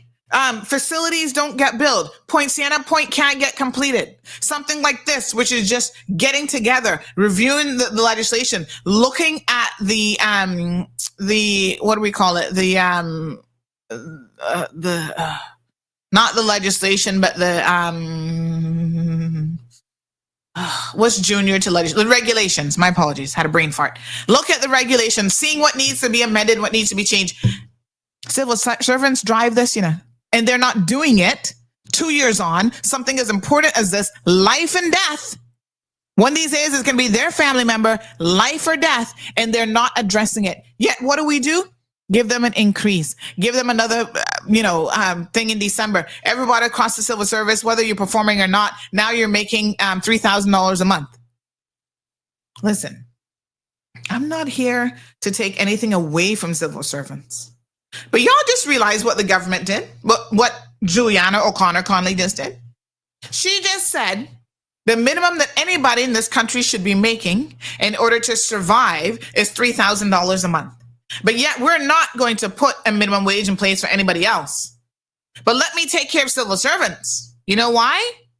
Because they're the largest voting bloc, huh? That's what this is all about. Now, praise the Lord, she claims she's not running again. We'll see come nomination day. I really hope we can hold her to that. I don't want no sob story. Come nomination day, but the good Lord came to you in a dream last night. And you had a come into Moses moment, please. Your lack of fiscal responsibility, with all due respect, is so alarming and concerning that you should never be finance minister. And in fact, you should never be premier of this country again, because you are sinking this country into the bowels of debt that our children and future generations are going to have to pay for. It would be one thing if this woman showed fiscal restraint in some area, like, oh, let me not build $100 million school for Cayman Brack, but instead let me look after the civil service. I'll give them the increase. I'll give them the honorarium. But you know what? I'm giving up something else over here. I'd be like, okay, we can work with that. What we cannot work with is the fact that, okay, teachers, $5,000 a month base salary. We got to increase it. We got to do this. Everything. Let's throw $3 million at Radio Cayman. Forget about performance matrix over there. Let's throw, all this money at this other situation.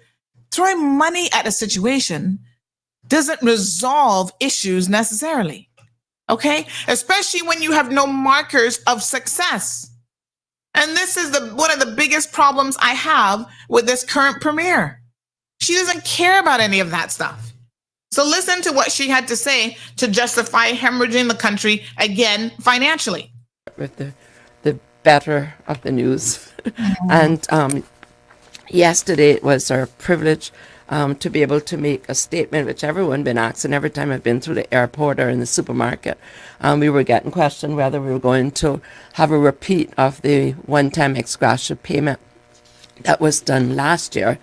And in fact, I am happy to say that our financial position, despite naysayers, are in a position that we can do that. And so I'm pleased to announce yet again on my favorite resolution that the government has agreed to a one-time honorarium payment, $2,000 made to the civil servants and the wider public service in December of this year.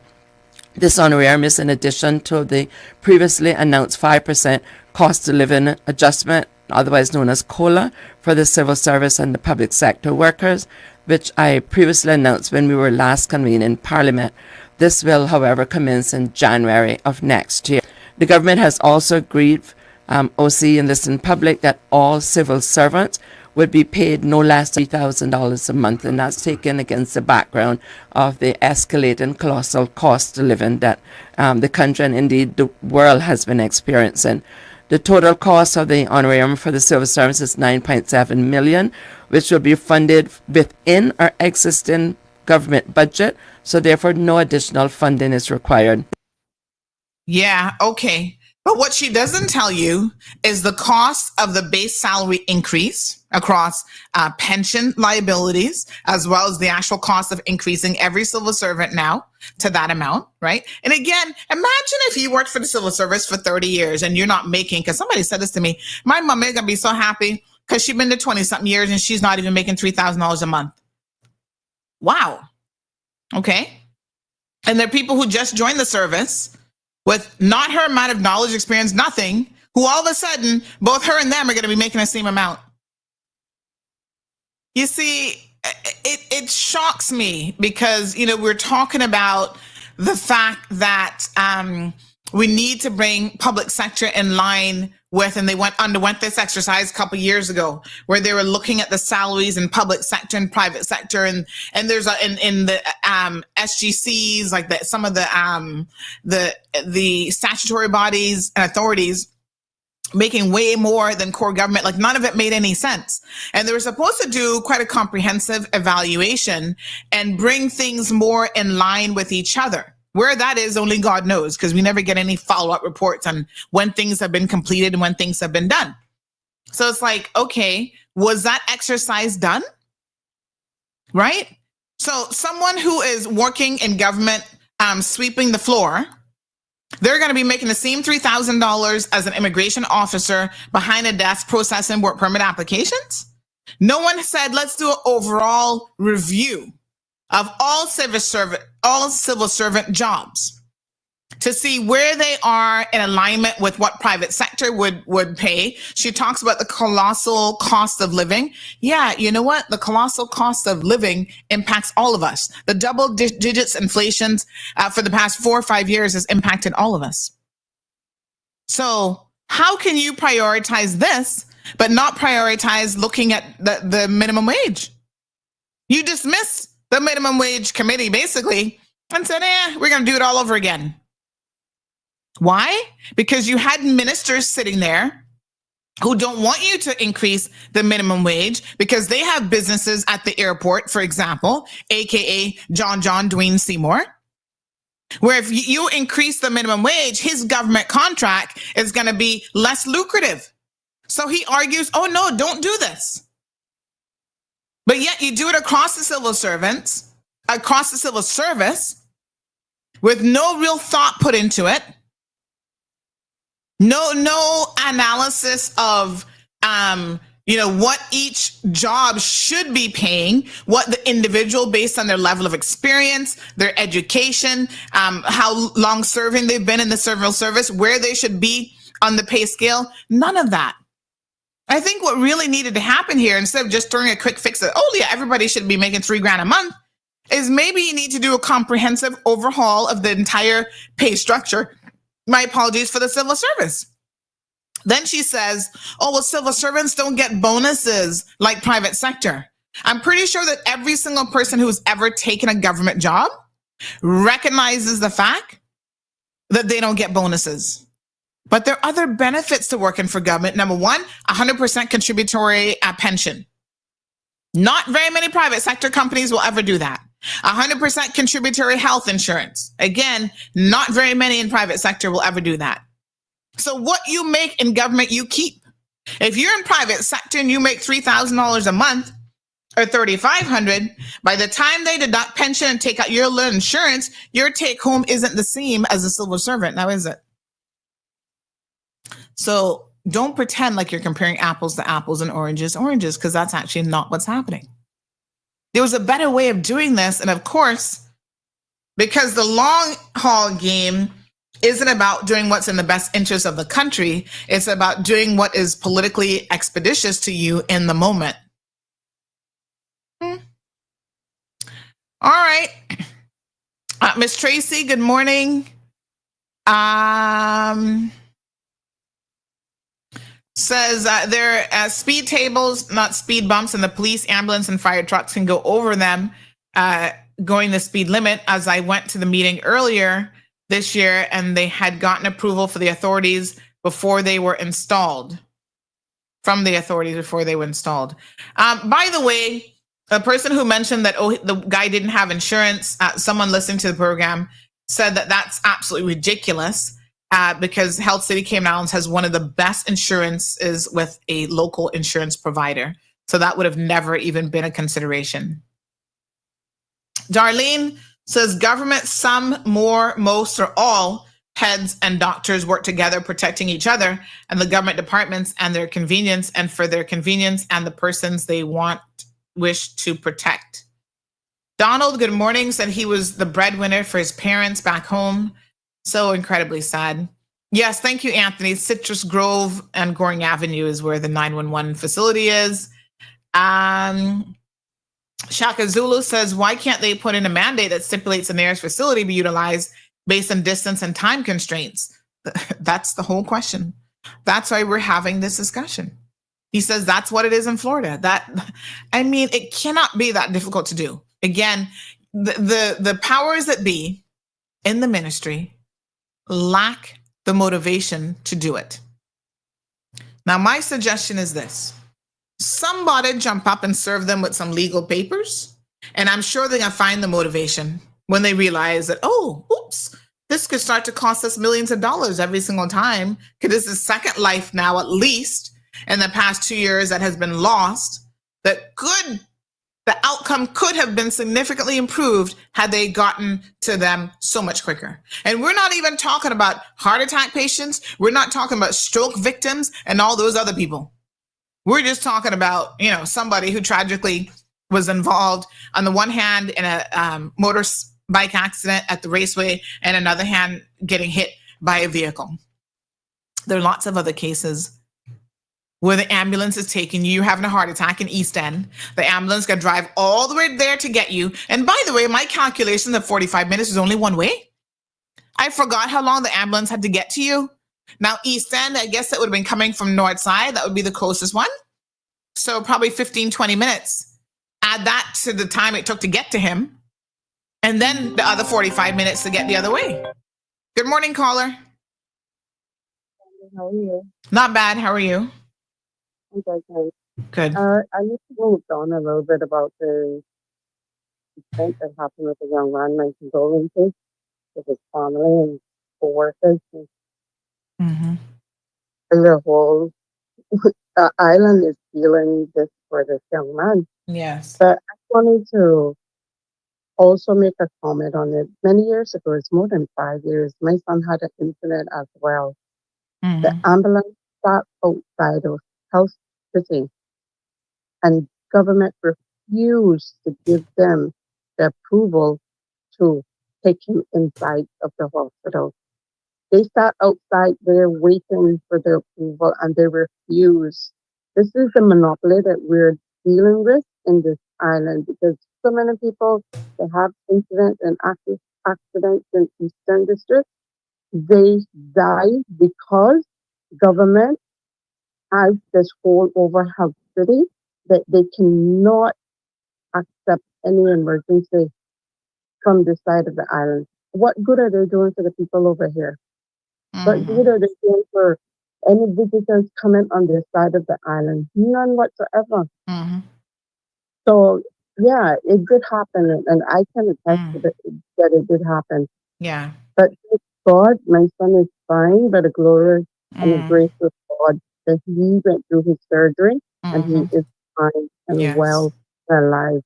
I'm just saying that it is something that has been more than 5 years that that's happened, and they still refuse. Health City, we did hear it as well, that they had agreed not to accept any emergency. It had to go through them, and they then have to do the referral. Like you say, the person is dead by then. Yep. So I hope that brings good life to everything, and they get this sorted, because it is crazy. Yeah. Well, we know that since 2018, at least, that Health City has had this expanded emergency wing with the ambulance bay, and they have been able to assist. And, you know, I can't think of the number of people who've had strokes and heart attacks and other things, drownings and all sorts of stuff that could have had, you know, immediate, near immediate medical emergency services that were denied that. Thank you so much, caller. And I'm glad to hear that your son is doing just fine. Thank you. All right, my dear. Okay. It needs to be fixed, huh? Simple, simple, simple. Reading some of your comments here. Give me a second. Let me just see. On WhatsApp, someone said, regarding the cola, they said, blessed good morning, San, dearest. Hope that you're having a wonderful weekend. This is what I was wondering, re the poor man being transferred to HSA from all the way East End, and Health City is there where he worked. Why was he not transferred to Health City just a few minutes away? Yes, why? OMG. Relating to the COLA, even worse for us that is not employed, what the hell is she, WTH, is she, Giuliano, Connor Conley, doing for us, the unemployed? And with experience, but unfortunately, our place lasts even nil for jobs here in Cayman. This other person says, the problem lies with no accountability in the civil service, and France Manderson is to blame. He needs to call it a day, retire. What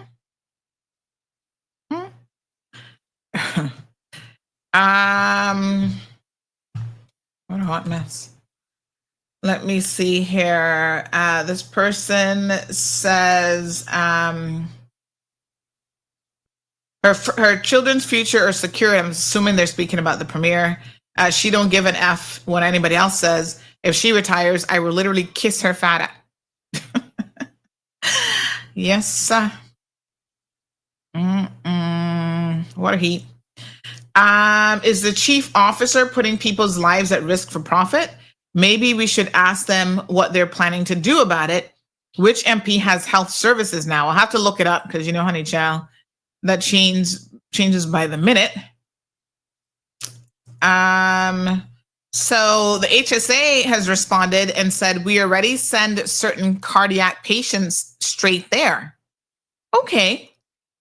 They said, good morning, Sandra. Thank you for responding because that's very helpful. So if you already send certain cardiac patients straight there when you call 911, I'm sorry, excuse my language, but WTF, wouldn't you send everybody else there if it's a close proximity situation and something they can handle? Oh, we're going to take 20 years to phase it in. Let's start with cardiac patients. That'll take 5-10 years. Then let's start with orthopedic patients. You got a knee sticking out, a bone knee sticking out. Oh yeah, let's still send them HSA, then send them referral. And then you start to get people who are going to be, permanently disabled if they survive. It's like, okay, that's great. You already send cardiac patients directly there when you call 911. Because again, they don't have the cath lab and the expertise. Okay, let's add stroke patients to the list. Let's just do it all one time. What the hell? You see, this is where sometimes you look at the civil service and you say, these things don't work, Because private sector would be like, huh? If we can send cardiac patients there, have it make sense, Doc. It don't make no sense. Miss Mona, good morning. She said, so sad. You work in a hospital and fighting for your life just a few minutes away from this work hospital, and they take you all the way to Georgetown. I mean, seriously. High time. Good morning, Miss Joy Bastayer. How you doing, honey child? She says, high time for this issue to be elevated to urgent. You think? I mean, it just makes zero sense. Good morning, Fear No Evil. Says, good morning, Sandy. Claiborne stabbed and killed one of my cousins at dawn a few years ago. And he only spent 3 months in prison and he was set free after that. What a shame. And now he kills somebody else. Again, so sad. How did he only get 3 months? Now, I want to talk about the judiciary for a minute. Thank you, John. Says HSA needs another hospital in Bodden Town. Why, if Health City's there, would you waste government funds to build another hospital? There has to be, you have to think more logically about this, right? HSA has a clinic in Bodden Town, but they can't deal with emergency services. Folks, you've got to use, and it's so funny because government is the one who's constantly talking about private public sector partnerships. They did one with Doctors Hospital with the whole COVID testing thing, during the whole COVID pandemic where they were paying them, to do the test and blah, blah, blah. Government does it when it's convenient for them. They will work with private sector. And they will say to private sector, oh, you have, an obligation to work with us for the betterment of this country. But when private sector is sitting there saying, yeah, okay, we're ready to work for the betterment of saving people's lives, y'all not with it. I'm not understanding how this private-public partnership thing works. It can't just be a one-way street where the government is the one who's deciding when it's going to work and when it's not going to work. There has to be some sort of, objective litmus test here. And I think that this situation fits the bill. So why waste government funds and the people's money to build another $200, $300, $400 million facility when you have Health City there and available? Now you have Health City on West Bay Road that could serve that whole quadrant as well, right? Somebody's drowning in West Bay Road. You can take them all the way from West Bay Public Beach all the way back into Georgetown. Have it make sense. Miss Darlene says, first, can they manage the patient damage? Discretion is all it takes. Stop playing with and holding on to patient lives if they know they can't handle the medical case. And this, to me, again, this should be a very objective test.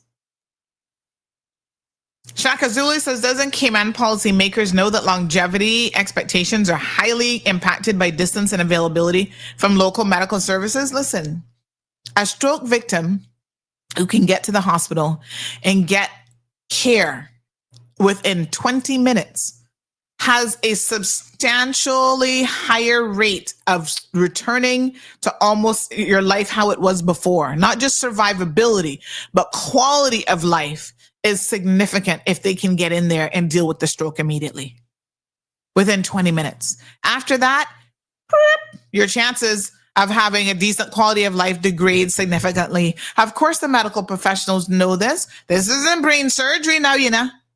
Any of us who read medical journals and read a little bit of this and that in the news also know this. Time is of the essence. Yeah?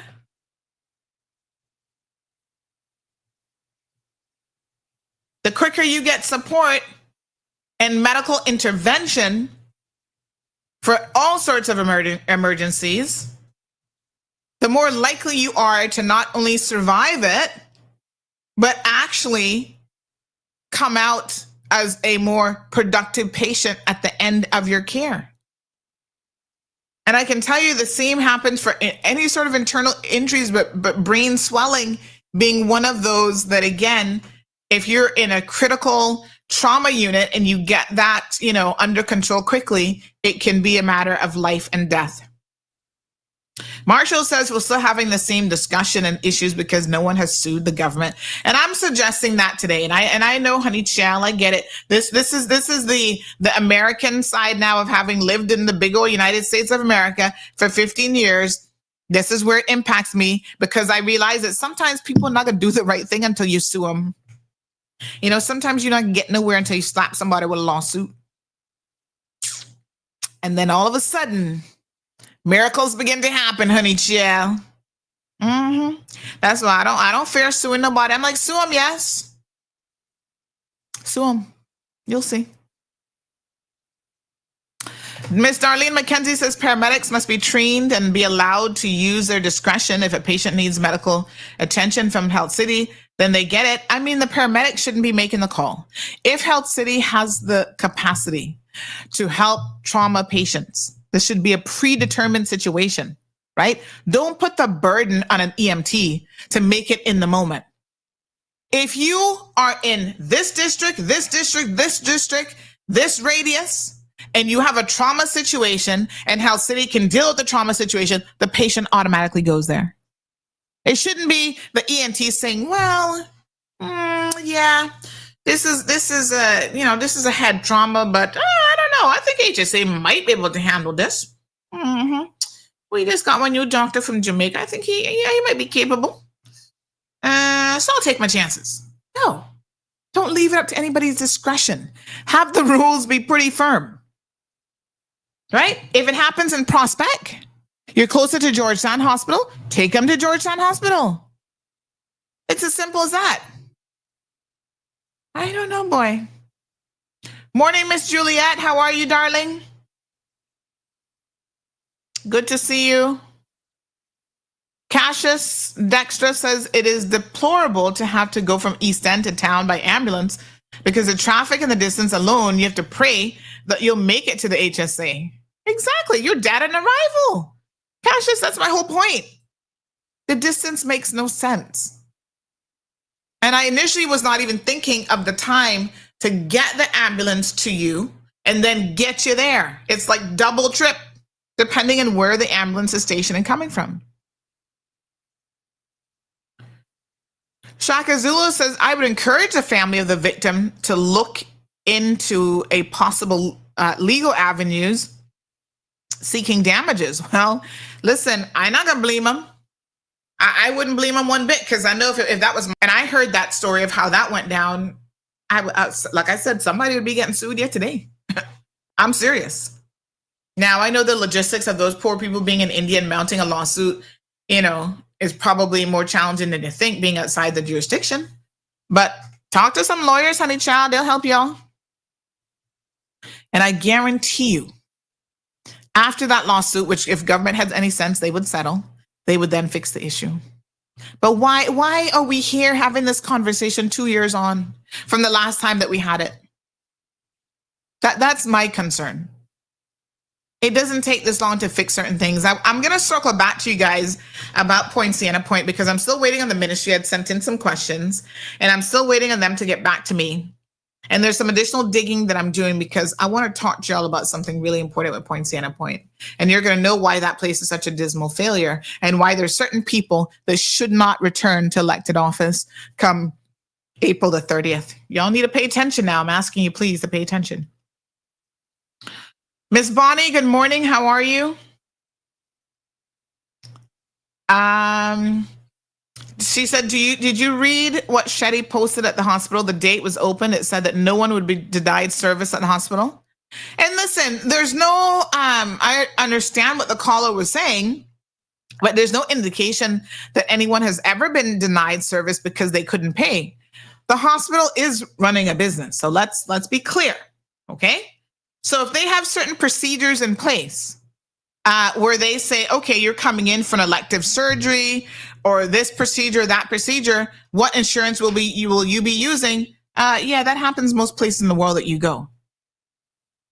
The HSA, had they been doing the same thing, I mean, I think they're doing it now with, fairly good consistency. But in the past, they've had millions of dollars in debt and unpaid bills outstanding.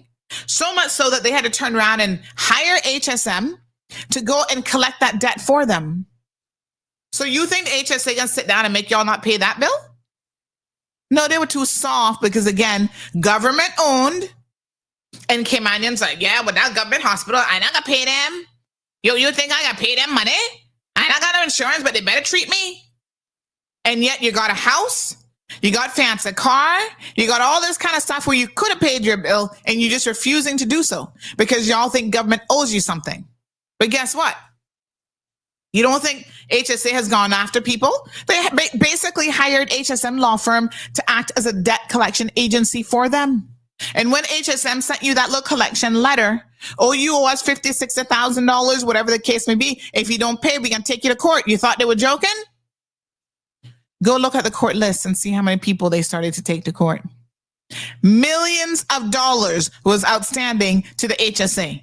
And that's why the HSA, well, we can't hire better doctors. We can't get equipment, because, we're in the hole because the community thinks we're running a charity and we're not running a charity.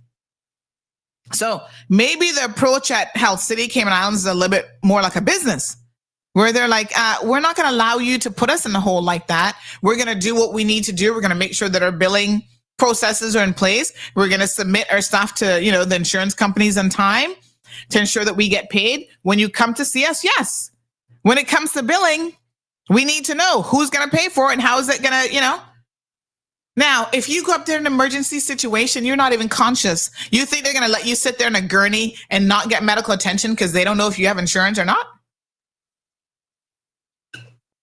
I believe that actually goes against the whole, what is it called? The Hippocratic Oath that doctors have to take. But to be clear, in the United States of America, you'll sit in a corner and die because you don't have health insurance in a hospital.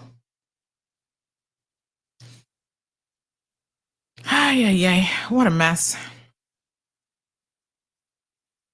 Kasha says, every so often the discussion comes up for civil servants to pay their own health insurance coverage. Civil servants have agreed to pay, but they want to have a choice of their provider.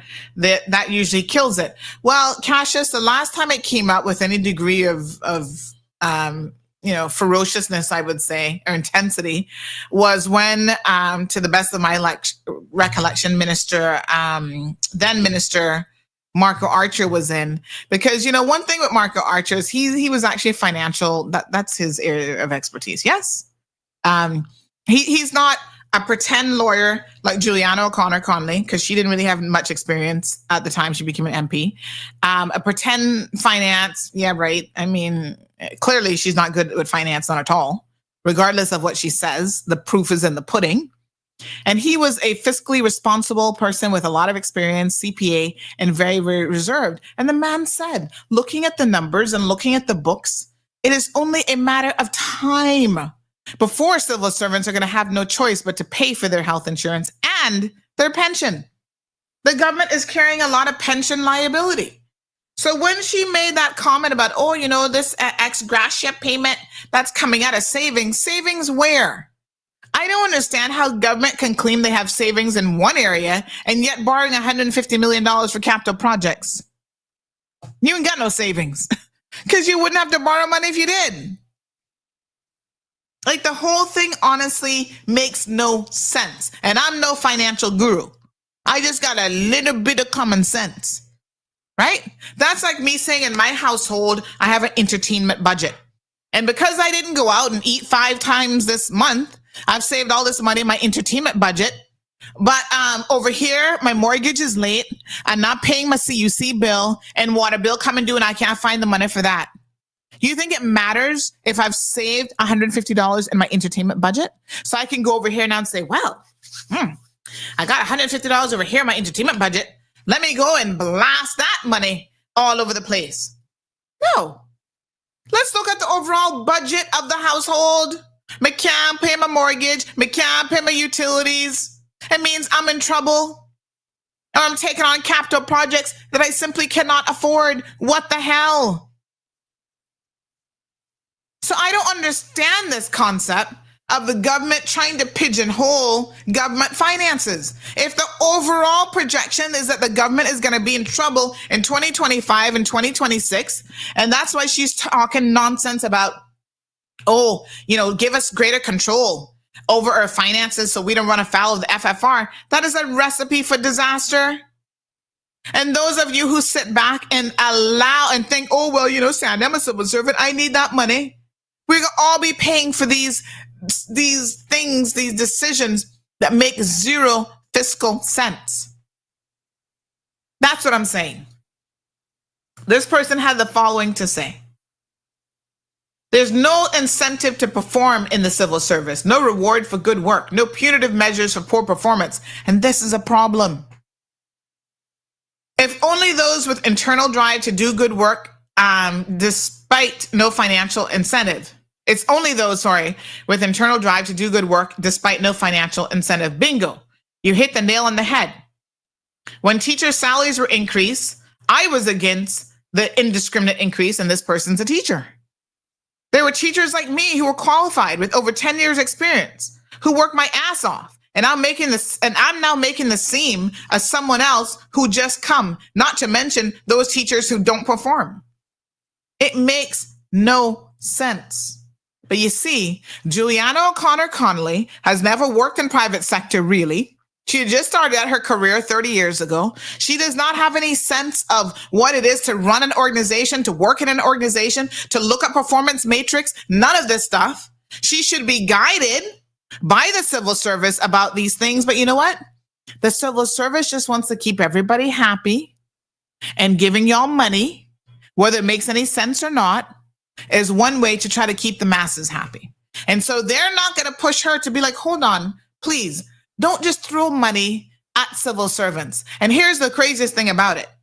People all the way at the top of the civil service getting that honorarium as well. Why? You don't fucking need it. Now, excuse my language this morning, but you don't need it. You're not in a colossal financial predicament than someone making $2,400 a month. MP's getting it too. I don't see none of them turn it down and go, no. I don't need the extra $2,000. Don't pay it to me. It's an automatic thing.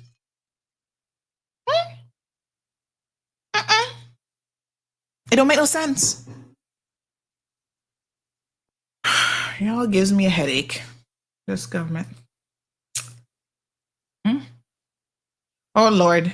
Y'all sending me things about her dress code again. I'm not saying nothing more about the woman dress code, because then she's going to say I'm a mean girl.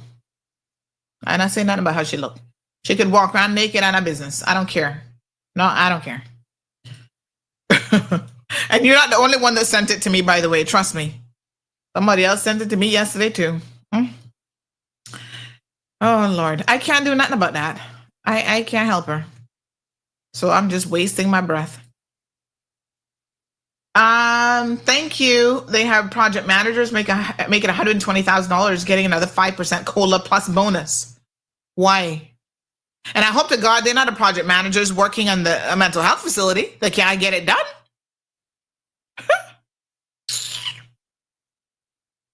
Julie has health now. Oh, but Jesus Christ. Let me come off the friggin' radio.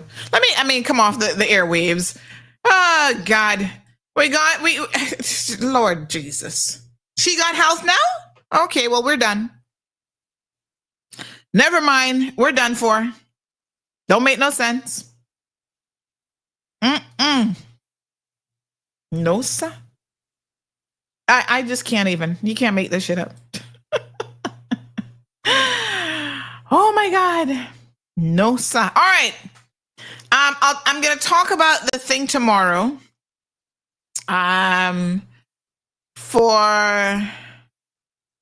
So Julie's the minister, health minister. John is the wellness minister. What the fuck? Oh my God.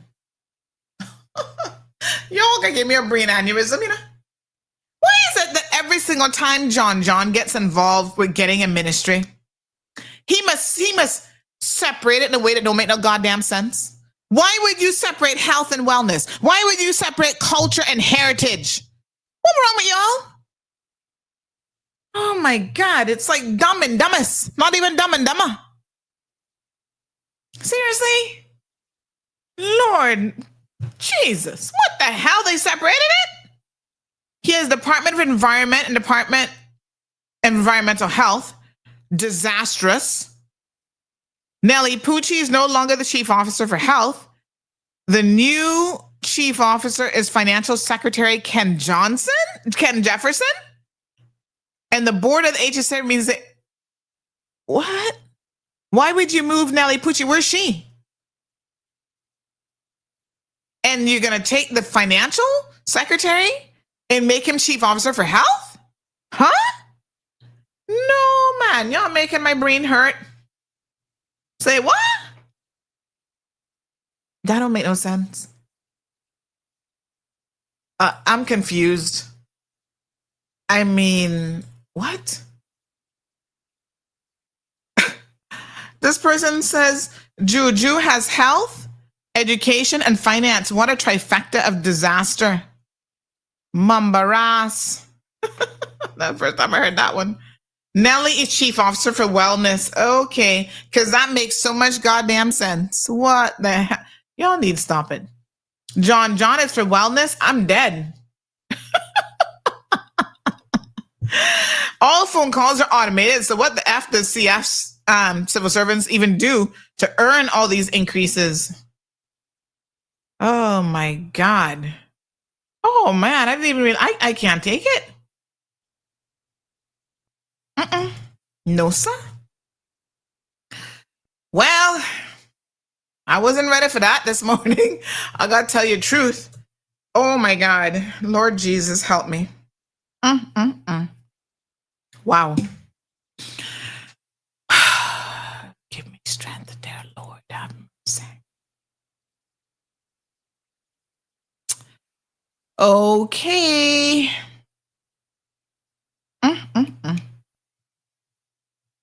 No, sir.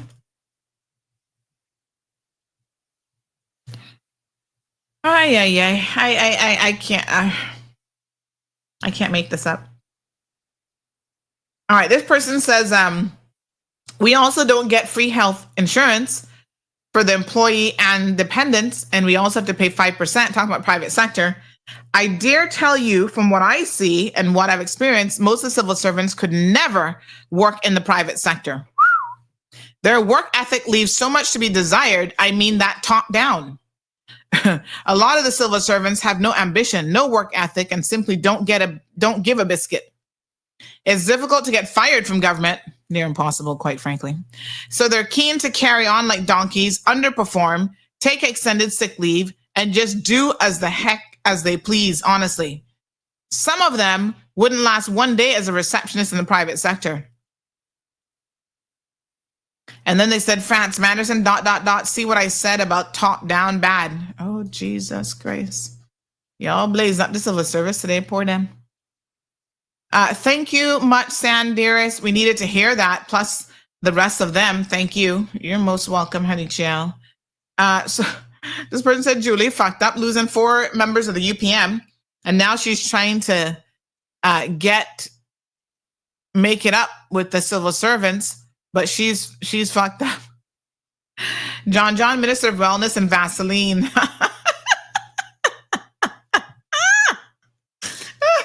Yes, because the Vaseline does the trick for you. It's not the Vaseline, John. It's Vicks that gets save you from everything. Maybe he got it confused. He's using the wrong bottle, the wrong jar. John is the picture of wellness. What are you talking about? Well, this person said you should have stayed in the motherland. Cayman is insane. Well, despite that, honey child, Cayman, this still my little paradise. The motherland no better. You can believe that shit. They got some serious issues. Oh my God.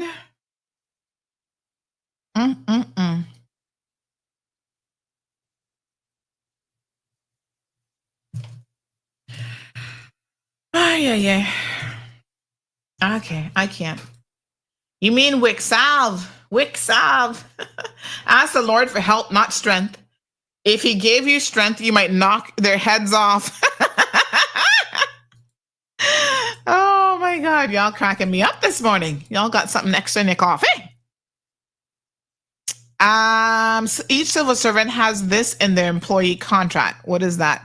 Performance-related remuneration scheme, but it doesn't exist. Yeah, when has the civil service ever done a performance this person says, morning, Sandy. What a mess this country has come to. God help us, my dear. All right, let me wrap it up. I'm going to talk about, because I want your listeners to hear this tomorrow. So there's this survey that was going around, but I want to talk about it on tomorrow's show. So I'm not going to touch it today after all. I'm aware it's now 10 o'clock. I need to go sort out my shoe collection. I took out a bunch of shoes this weekend. My mother-in-law was here for 3 weeks. And before she came, she had asked me, because the last time I donated some stuff, the people in her community, she said, were very, very appreciative of it. And they greatly benefited. Even the very bras that I sent, they were so like, oh, they fit so nice and this and that.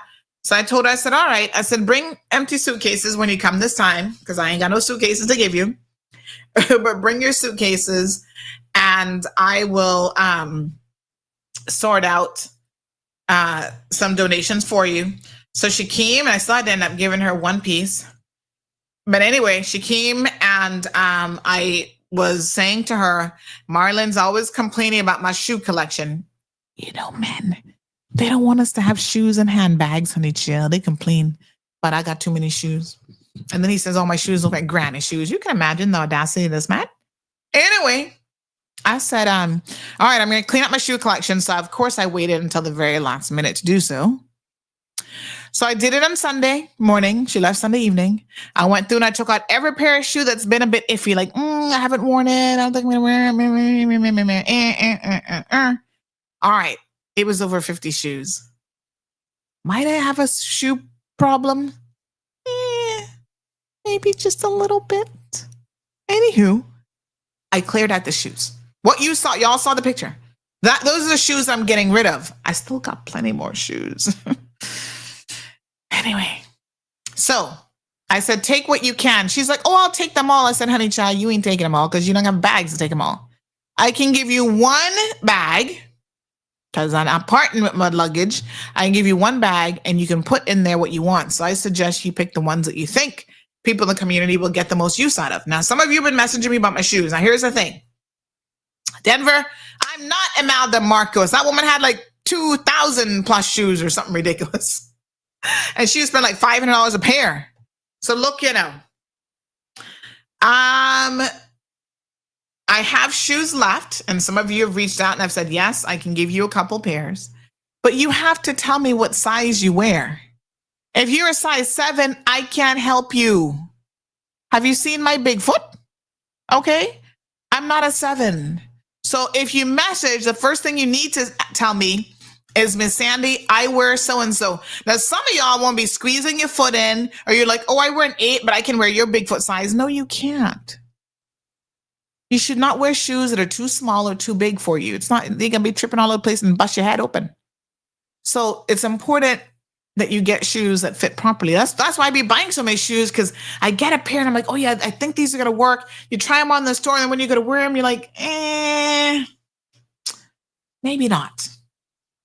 So then they kind of sit in the back of the closet, and yeah, I probably have a few too many. I get. So I'm happy to give out shoes. Trust me, that ain't no problem. When I cleaned up my closet the other day, she got 2 suitcases full of clothes, and I still had a whole other bag of stuff to give to other people in the local community. Listen, Aunt Lottie always said, buy quality things. You don't have to spend the most money just because it's quality. And some things I've had clothing-wise that last forever, and I'm not even wearing them. And I'm like, okay, let me part with it. And I know that other people can wear it. It's good stuff. The only thing I don't donate is underwear, because I don't believe in wearing nobody else's underwear. Y'all can understand the logistics. I don't have to break that down to you. Okay.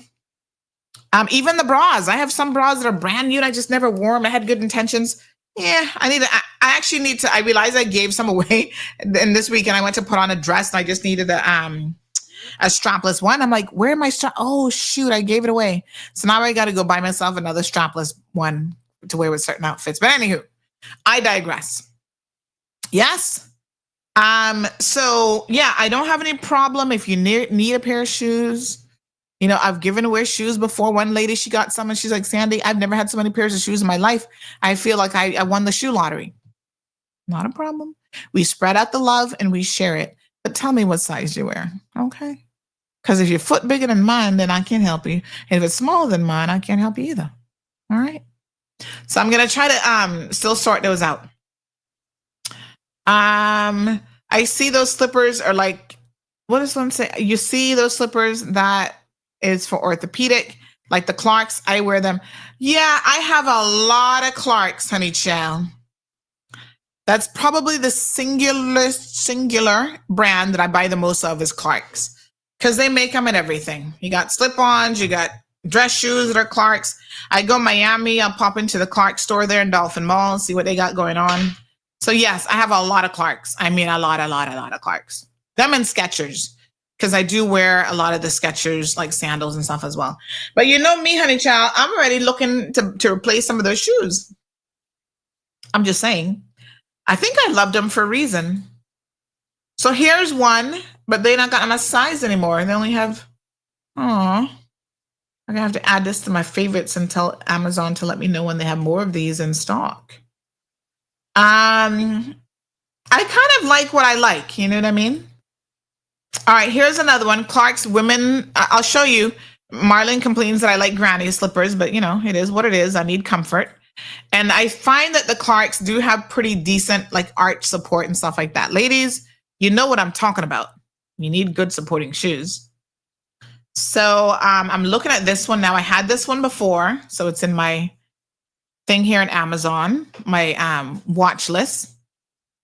And so I'll buy another pair of these again because, they're good shoes. Look at this one. See, these are my little Clark's cushion. What do you call them? Clark cushion something. Sandals. And sometimes they'll come like in slightly different colors. Now, unfortunately, right now, they don't have my size in this shoe, so I can't purchase it. That's what happens. You find a good shoe and then you're out of luck. Mm-hmm. That's why sometimes people are, I'm going to buy 2 of the same shoe. Yep. Anyway, let me know. Send me some information. And some of these sandals are expensive. These Ooh La La sandals, they're lightweight recovery footwear, reduces stress on your feet and this and that. They're all $70, child. They're not cheap, I tell you what a hot mess. See, this is another one I have. I have this exact same shoe because Amazon knows what you buy. So they're always showing you the same thing. And these actually come in wide and narrow, which I kind of like because sometimes you need a little extra on the wide side. Don't squeeze your feet into anything. But all of these shoes like this, whenever Marlon sees me wearing them, he's like, you and your granny shoes, they don't look good. I said, well, at my age and given the foot problems that I have, I don't really care if they look good to him. I care that when I put them on my feet, they're going to feel comfortable, honey child. All right, let me address one more thing. Look at these. These look comfortable. You see the arch support in there and the extra cushioning. That's what I need. Speaking of this, I'm on an exploration because for a whole week I had no issues with my feet. And I realized that it was when I was taking the malaria medication. So there was some ingredient in that malaria medication that actually helped my feet. Now I've been talking to some of my doctor friends to narrow it down. I'm going to talk to my pain management physician. I don't really like to take, because these medications, there's always a plus and whatever side to it. But I thought it was so interesting that whole week I had no foot pain. I didn't have to use my TENS machine. And 2 days after I finished the malaria medication, the pain returned. So I know there was an ingredient in there that really helped me. But of course, if it does liver damage and all this kind of stuff, I'm not going to take it. I'm going to just have to grin and bear the pain, right? But I'm curious to know more about what the ingredient is and what the side effects are. Is it something I can take every once in a while and I don't have to take all the time? So I don't have to be in constant pain with my poor feet. I don't know. Anyway, yesterday a story went up. I'm going to end the show on this one about a young man who was sentenced to 14 months, I think, in prison. And in a domestic violence case involving an air rifle. Now, some of you will know this already, but he is my nephew. And so I had a family member reach out saying, "Oh, Auntie, can you take this down? Because, it's family." The short answer is no, honey Chan. I can't take it down because it's family. That's not how this works. Okay? And I'm sorry that, your family member has put you in a predicament and put me in a predicament where I even have to report on this. Because trust me, I don't want to report on family. However, if family gets themselves mixed up in a situation, what can I do? So I saw them messaging me this morning. Well, CMR is your company, though. So, they're like, "Oh, can you take it down? Regardless if he did wrong, that's your nephew. As family, we should stick together and not try to scandal each other." How is it a scandal? It's just reporting the facts. It's no scandal. Or put our business out there. I do get that you run a news page, but what happened to families sticking together? So when you say that to me, that means that you don't get that I run a news page. Because the fact that I run a news page means that we cover the news. And I have people who cover, they don't have to tell me what's going on in court. They just know that these are stories that are important and they'll cover the story and it shows up. And, I'm not going to be like, "Oh, you have to take this story down." It is what it is. If you do something that gets you put in the news, we're in the business of reporting court cases, sentences, and so on. Okay? So there's nothing that I can do about that. If you don't want to end up on Mall Road, I always tell people, in fact, it's actually very, very simple. Just don't want to end up in court. Don't do anything in the community that's going to bring people, talking about you, tutu, whatever. It's not really that difficult. So, we've addressed this before. They said, but CMR is your company. I'm sure you can tell them what to post and what not to post, but that's not how a real company operates.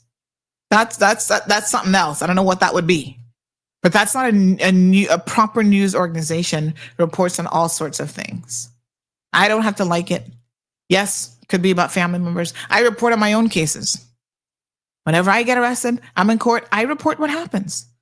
You don't think sometimes I'm like, "Man, wow, wish that y'all didn't have all the details." No, it's, you gotta, what's good for the goose is good for the gander. And it is what it is. Just stay out of trouble. That'd be the best advice that I could give you all, quite frankly. So, and they say, "I do understand this, but who is this news benefiting and in what way?" What do you mean, who's it benefiting? People read the news because they want to know what's happening in their community. News on all crime and everybody who is, being sentenced or whatever, who does it benefit? Who does information benefit? Well, I don't know. You guys you're the consumers of it. Do you want to know what's happening with sentences and grand courts and trials and that sort of thing? What a mess. Urban, good question. All right. So last night, I'll answer this question. This thing started to circulate quite widely about this meeting that's happening tomorrow night in Prospect with the 4 members of UPM that have resigned. So the question here from Urban Threads is, do you know if the meeting taking place this week by the Independents will be streamed live on Facebook? Thank you. As of last night, because again, we were getting a lot of questions, a lot of comments about whether or not we'd be live streaming it. I do know that they have reached out, and I believe it will be. I can't say 100% yes, but based on the questions and stuff, I think that they're trying to make some arrangements with us to be able to live stream it. So of course, we will live stream it on 3 platforms. If we do it, yes. This is a business now, so I'm letting y'all know how the business works. They engage our services, sign a contract. Will be YouTube, Facebook, and Instagram. So I'll have to go and set up at their little meeting location, have everything ready. All the equipment, my husband keeps telling me, stop buying equipment. This is where the equipment is going to come in handy now. Marlon, leave me alone with my little CMR budget. So, I may be. That's the short answer. Keep you posted. By tomorrow morning, we should know for sure. By today, hopefully, we should know for sure. Okay, Jackie says, hey, Sandy, God bless you. Another tropical storm is coming ahead on Monday. Please keep us posted. Oh, yeah, girl, I just saw it. So, Miss Sandy, as far as foot pain goes, look into 30-minute grounding per day. New research shed some fresh light on the topic. Oh, send me the research information. Now, I've been told not to walk, speaking of grounding, I've been told not to walk barefoot because of an ankle issue, but especially because, grounding can't happen on tile floors and stuff like that. But send me what information you have. I'd be interested to see.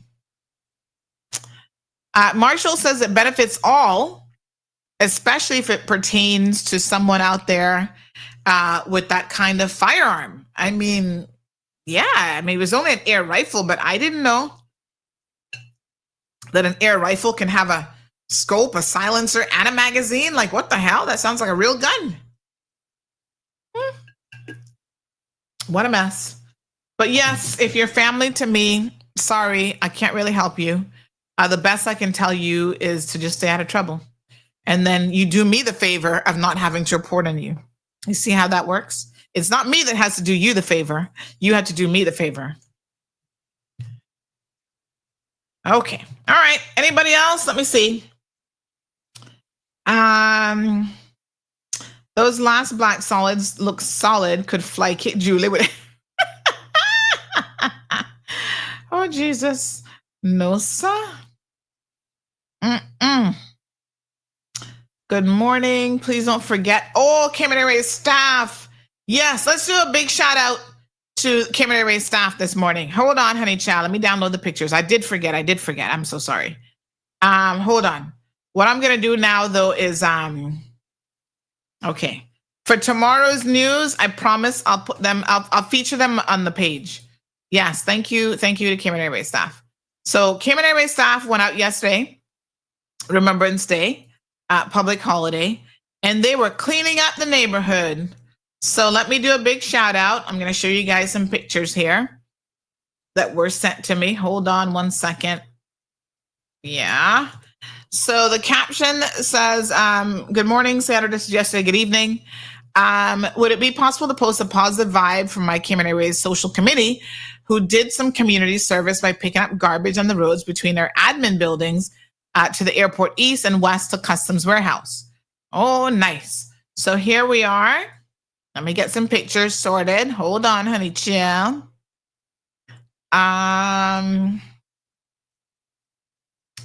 All righty. So November. Okay. All right. So look at Kim Airways working on their holiday, giving up their little time to do some community service. Love it. And here are the pictures. So thank you to the Kim Airways Social Committee. Look at that. And trust me, there's garbage everywhere. Oh, look at those big bags of garbage. Oh my gosh. Y'all needed stop littering so much. So they picked up at least 2, 4, 6, look like 7 or 8 bags of trash. Look at that. So thank you, Kim Airways. Appreciate it. Here they are in the bushes, picking up garbage. Can y'all please stop throwing garbage in the bushes? But thank you to the wonderful employees there at Kim Airways. Did an amazing job there.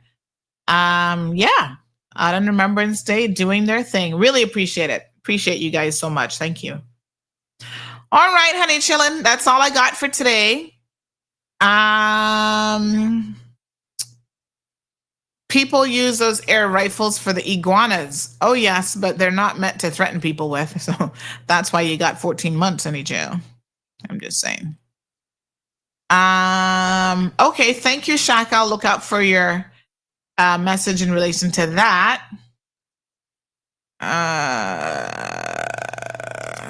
Yep. Jim says, who and how many people have been ticketed for tossing trash out of their vehicles? That's another one of those ticketable items that needs to be increased significantly. And we all need to be our brother's keeper in relation to that. Now you know why the Brits loved gin and tonic.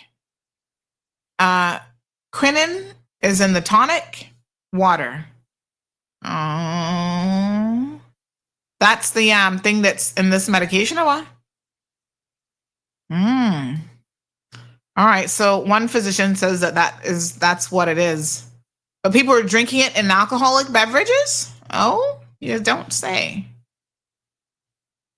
It's used alone or with other medications to treat malaria, a serious or life-threatening illness that is used by mosquitoes. Quinine, is it quinine? Should not be used to prevent malaria. Quinine is in a class of medications called anti-malarials. Okay. So how does this help with foot pain?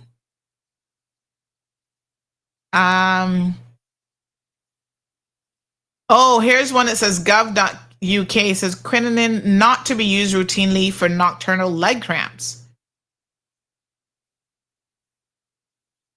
Oh. So it should only be considered for cramps cause regular disruption when cramps cause regular disruption of sleep. Well, that happens all the time, honey. Yeah. This is a 2010 article. So it had been used in the UK for treatment of nocturnal leg cramps for many years. Although patient responses may vary, overall efficacy is modest. A meta-analysis of 8 randomized placebo-controlled trials reported that the mean number of cramps in a 4-week period. Well, it's not really cramps that I have, though, That's not what I have, but I guess if it helps with the foot pain. The licensed dose for the treatment and prevention of nocturnal leg cramps in adults is 200 to 300 milligrams at night of quinine sulfate, recommended starting doses at 200. I need to look at the side effects, though. It says that it should not be used, considered a routine treatment for nocturnal leg cramps and should only be considered when cramps cause regular disruption because the risk will be carefully considered relative to the potential benefits. So what are the risks?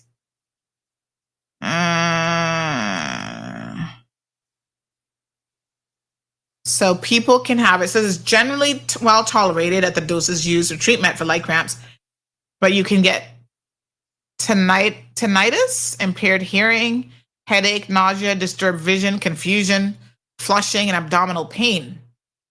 Treatment should be stopped if these occur.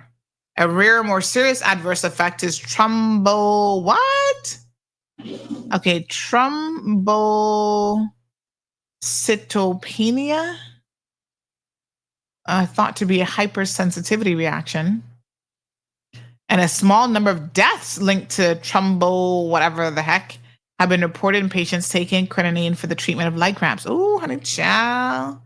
You're not going to do nothing to increase the chance of death now. But there's other, isn't there other stuff? It's low platelets. Oh.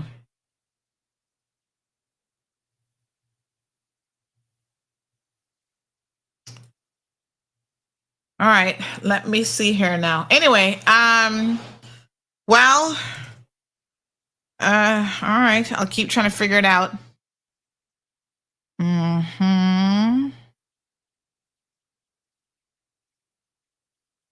Somebody said you might have to check liver function regularly as well.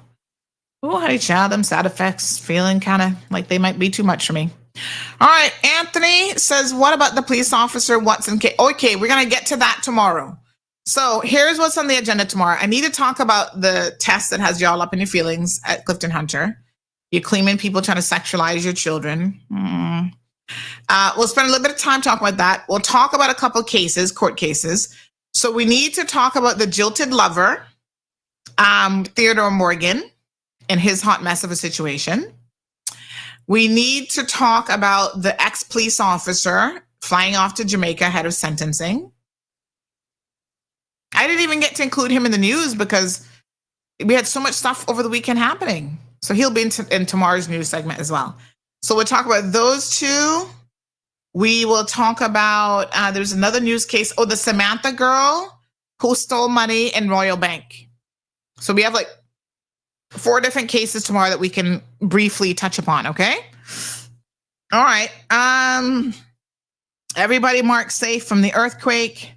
So we're all good there. Big shout out to Shensia for being nominated for a Grammy. Her and Vibes Cartel. I'm not a Vibes Cartel fan. Does he look extra bloated since coming out of prison? Was that prison food that did that to him? I don't know what's going on there. So I can't talk about Vibes, but I can talk about Shensia because she is beautiful and she has a lovely voice. Now, I'm not really into dance hall. Like, I think it's a little bit raunchy a lot of times. You know, there might be the 1 or 2 little songs that be like, okay. But let me tell you, her most beautiful song, and a lot of her stuff is on the raunchy side. So I'm not a fan of all of it.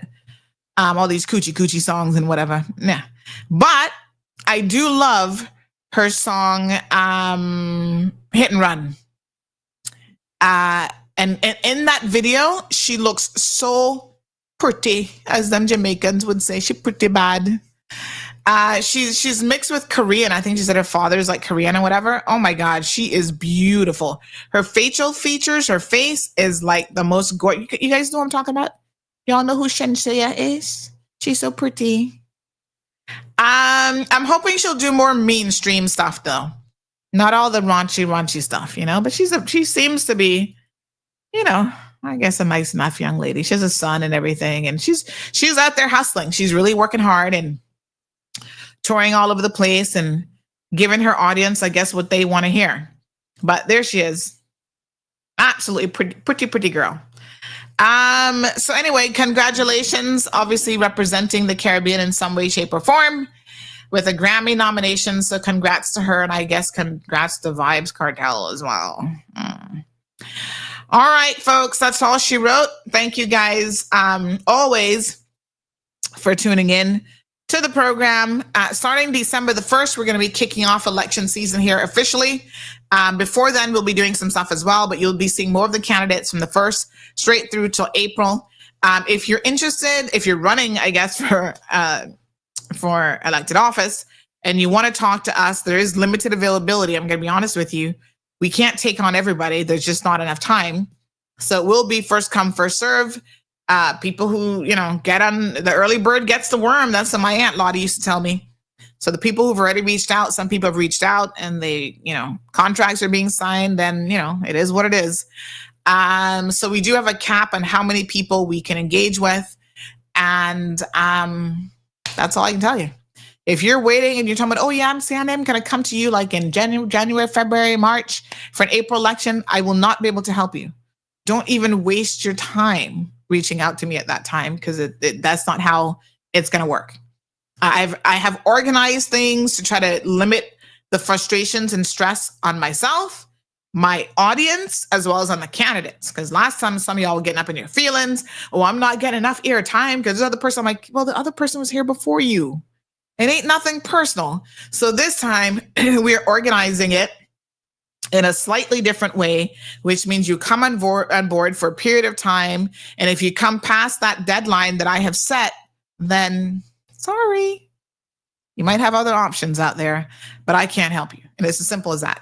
I've got to keep my life organized and well-managed, time management being critical and important. And what they say, an emergency on your part does not constitute one on my part. And that certainly goes for elections as well. Yep, you've got time and you should know that you're running. Some people say, oh, but they can't come out yet because they have a job. Listen, that ain't my problem. That ain't my problem. I can't help you with that. Like, you got to plan ahead, long haul game here and figure it out, right? If you unfortunately in a position where you have to wait a month or two to resign from your job to even be able to, run for public office, then yeah, okay. You do what you got to do. It's just that I can't help you. Capiche? All right. I'm adding shoes to my Amazon cart. That's all I can tell you. Just 2 pairs of the granny shoes.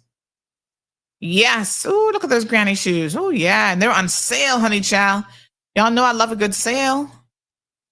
All right. Beautiful folks. Y'all are the best. Thank you so much.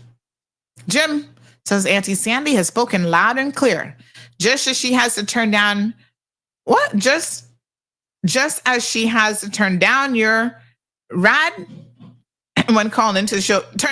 Just as tells you to turn on your radio when you call into the show. Yes, I've tried to be loud and clear, but you know them people always be. They don't hear me now. I tell them loud and clear. They're like, oh well, Sandy, you can't make an exception for me. No. Okay. Be good. Yes, or be good at it. Either way, we'll see y'all tomorrow morning. Stay blessed as always. Toodaloo. Thank you for tuning in to another episode of The Cold Hard Truth on Bobo 89.1 FM. Cayman's #1 talk show is live weekdays from 7:30 a.m. Never miss an episode again. Watch anytime on CMR's Facebook and YouTube channels for the latest show episodes. Don't forget to follow us online on our social media channels and visit CaymanMarlRoad.com for all the latest news and community happenings.